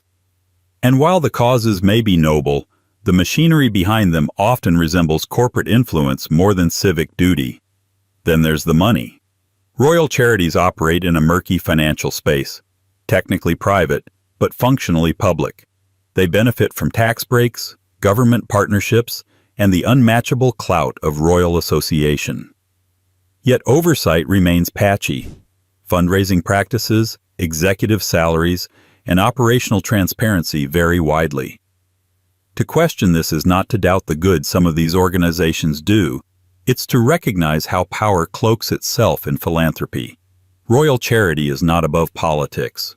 In many cases, it is politics, repackaged. And when even charitable work becomes a shield, the question emerges. If they'll blur lines with public causes, how honest are they when it comes to something far more personal, like their own health? 46. We tell you when we're ill.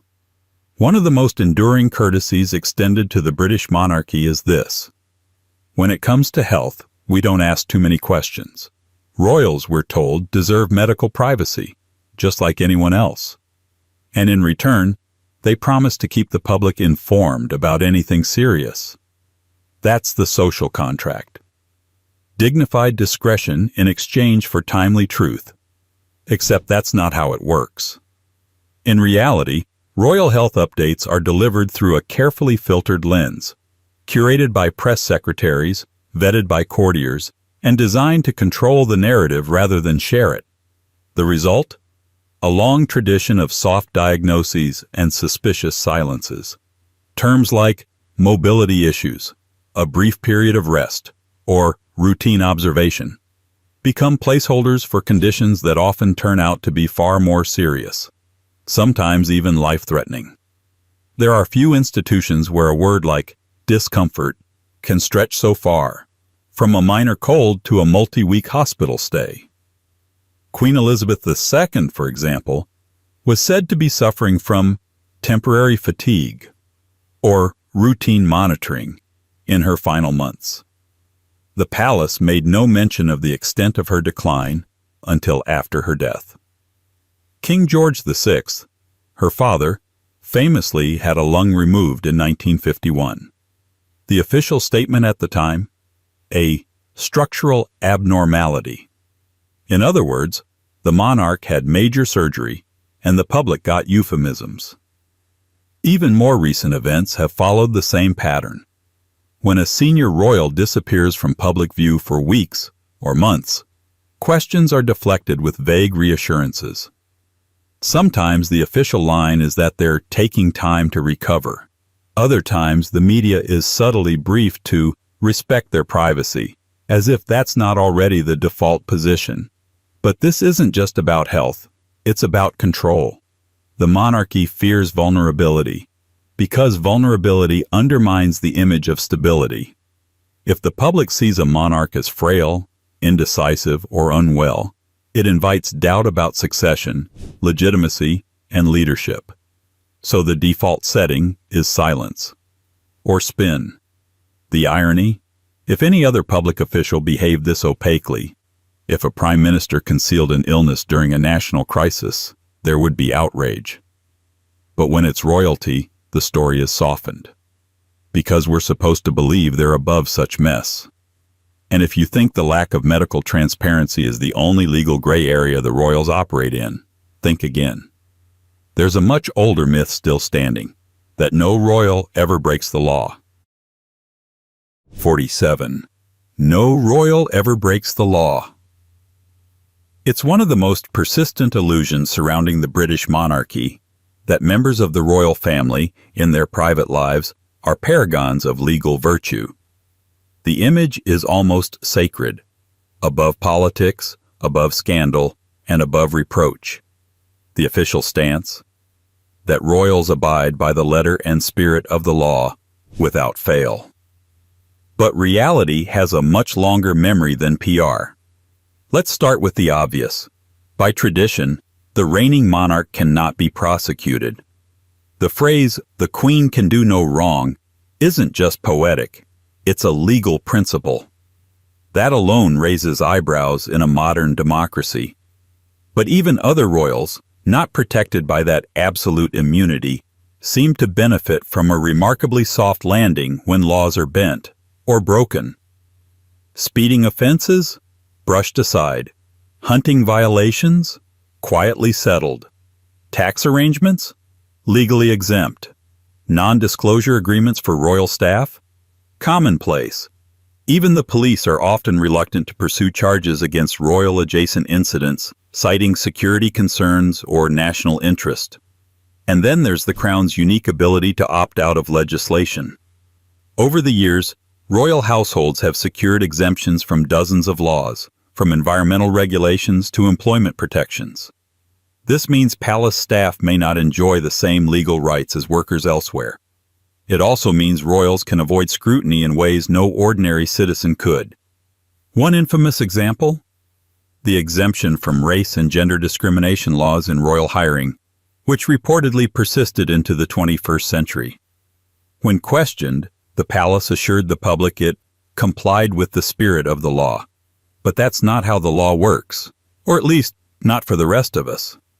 So when we're told that the monarchy respects the law, it's technically true, but only within a very tailored legal framework that bends to accommodate the crown's comfort.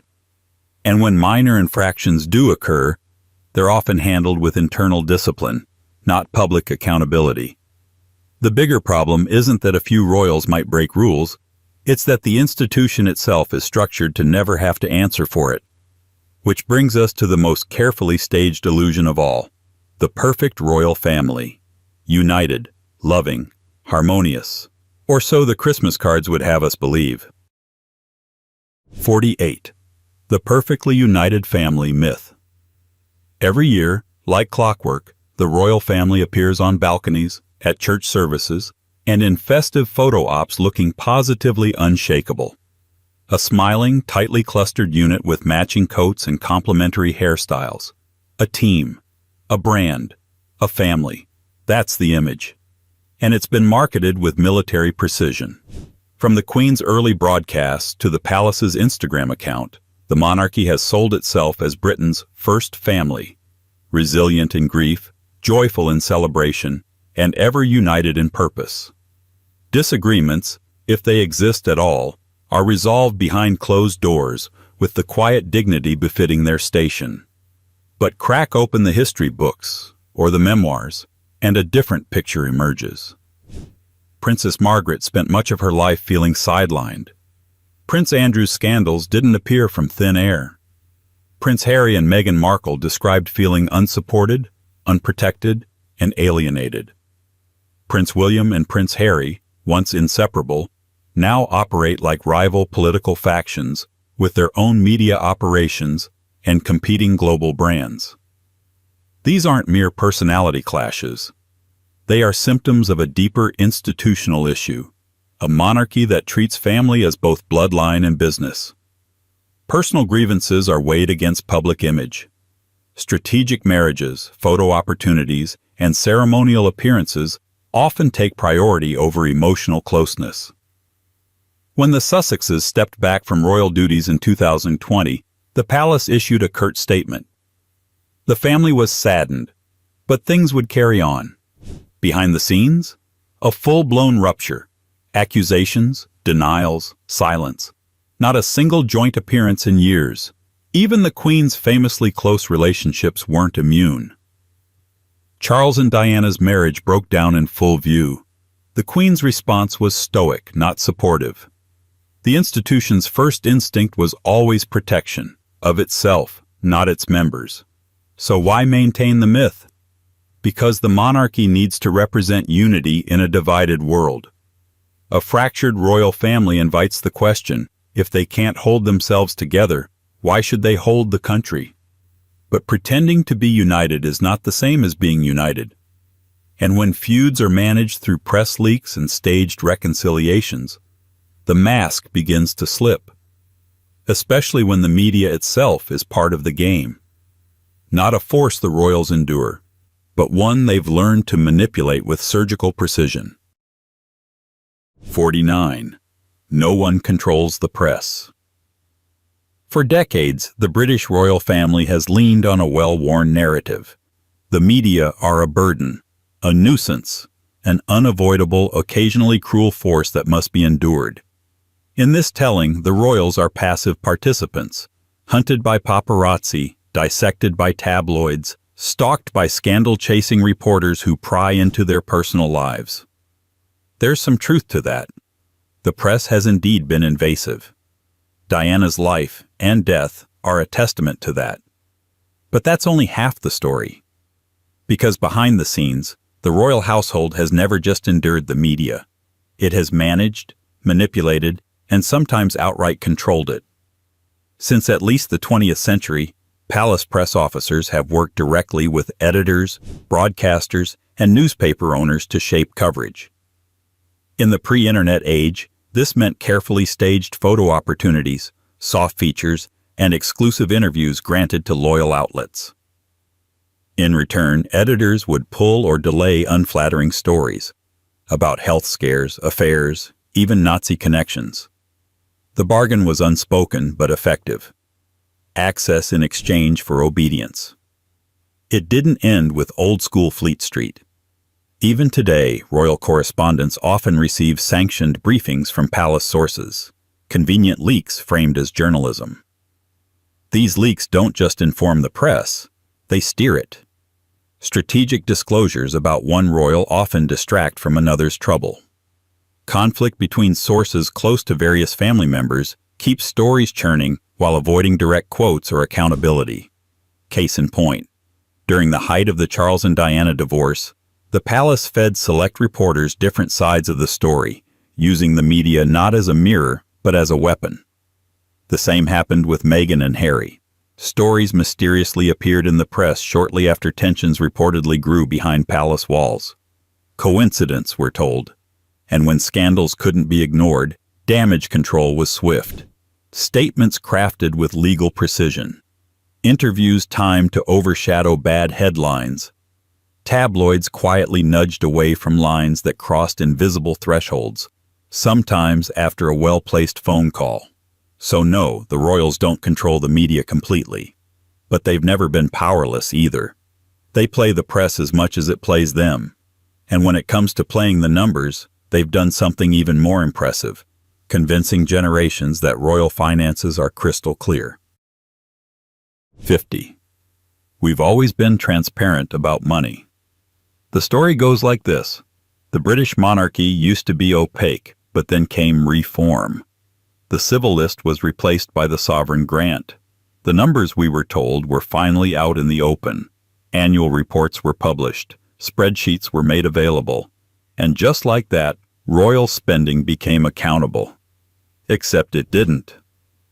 While it's true that some figures are now easier to find, how much is allocated from the sovereign grant, how much is spent on travel or property refurbishments, the big picture remains stubbornly murky. Why? Because the sovereign grant only covers a slice of the royal pie. What the public sees is a headline number, say £86 million in a given year. But that doesn't include security costs, which are borne by the police and never fully disclosed. It doesn't include the personal income from the duchies of Lancaster or Cornwall, and it certainly doesn't include revenue generated from private investments, property holdings, or trust funds. Then there's the issue of oversight. While Parliament technically approves the sovereign grant, its internal workings are not subject to the same financial scrutiny as government departments. The National Audit Office doesn't do line-by-line checks. What's published is what the palace chooses to share. And what about property? The Crown Estate is valued at more than £15 billion. While its profits go to the Treasury, the royal family receives a cut via the sovereign grant, currently 25%. This percentage was increased in recent years to fund the renovation of Buckingham Palace. That's right. In a time of austerity, the Crown asked for a bigger slice. Even private estates like Sandringham and Balmoral, technically the monarch's personal property, are maintained with staff who sometimes operate in a gray area between public and private employment. It's not always clear where the taxpayer ends and the family fortune begins. So while some numbers are shared, the full cost of the monarchy remains a blurred portrait painted in royal blue. And the idea that it's all above board? A myth so old it comes pre-wrapped in ceremonial ribbon. But it doesn't stop at money. Even power itself, especially abroad, is still cloaked in royal silence. Take the Commonwealth, for example. A family of nations, we're told. But who's really calling the shots? 51. We don't meddle in the Commonwealth. At official engagements, the British royal family presents its role in the Commonwealth as entirely symbolic, ceremonial, harmless. They smile, wave, cut ribbons, deliver platitudes about friendship and shared history, and leave constitutional matters to the grown-ups. this has long been the public narrative. Commonwealth countries govern themselves. The crown, now and forever, is merely decorative. Except sometimes it isn't. The clearest example? The 1975 dismissal of Australian Prime Minister Gough Whitlam. While Buckingham Palace insisted it had no role in Governor-General John Kerr's decision to sack a sitting Prime Minister, the later release of the Palace letters revealed something murkier: regular updates, awareness of constitutional tensions, and absolutely zero objection from the Queen's representatives. But Australia isn't the only case. Across several Commonwealth realms, vice-regal officials, the governors-general who technically represent the Crown, have consulted closely with Buckingham Palace during constitutional crises. These aren't just ceremonial figureheads, they're power brokers with a direct line to the monarchy. And while the palace often maintains plausible deniability, the influence it wields is anything but fictional. Even royal visits themselves are political theater. When a monarch or heir tours the Caribbean or Africa, the speeches are carefully crafted, the symbolism heavy. A royal apology is always just out of reach. Acknowledgement without accountability. Handshakes in place of reparations. Behind the scenes, royals have been known to push for certain governors-general to be appointed, or for others to be removed. These moves are rarely public, but well documented in government memos and diplomatic cables. The justification is always the same: preserving stability, avoiding controversy. But the effect is real influence exercised behind a curtain of respectability. This is the monarchy's masterstroke: to shape outcomes while claiming detachment, to affect power structures without appearing to touch them. So no, the royals don't meddle in day-to-day politics. But when the stakes are high, when dynastic reputation or institutional continuity is at risk, the Crown knows exactly how to lean without leaving fingerprints. And that's the final irony. For an institution so obsessed with duty, service, and loyalty, its greatest loyalty has always been to itself. 52. Everything we do is for the public good. The official line is noble and unwavering. The monarchy exists to serve. Every ribbon cut, every plaque unveiled, every carefully enunciated speech read from parchment. It's all in the name of duty. Service, not self, is the motto, and every royal action, we're told, flows from that sacred obligation. But when you start peeling back the layers of how decisions are made behind palace walls, a different logic begins to emerge, one that doesn't always place the public first. Take, for example, the sealing of royal wills. For over a century, senior royals' wills have been hidden from public view by legal orders quietly granted in private courtrooms. The justification? Respect for privacy. But the result is that the public has no idea how vast sums of wealth are transferred, protected, or inherited, while ordinary citizens' wills are subject to public scrutiny. That's not public service. That's dynastic self-preservation. Or consider the Queen's consent procedure. Supposedly a ceremonial step in lawmaking, it turns out the monarch or their lawyers have, on dozens of occasions, reviewed bills before Parliament even debates them, particularly if they might affect royal finances or prerogatives. In some cases, changes were made, all without a vote, all without the public knowing until years later. That's not transparent governance. That's quietly guarding privilege. The pattern continues with the royal finances, whether it's the sovereign grant rising while public services are cut, or the duchies operating as tax-free empires with private portfolios disguised as public assets, all draped in the language of tradition and service. And then there's the PR. Whenever criticism grows too loud, the palace unleashes a wave of stories showcasing charitable initiatives, community visits, and heartfelt gestures. The implication? Look at the good we do. Never mind the mechanisms behind the curtain. This isn't to say the royals do nothing for the public. Many of their charities and patronages are active and meaningful, but the idea that everything they do is altruistic is a myth, a useful one, but a myth all the same.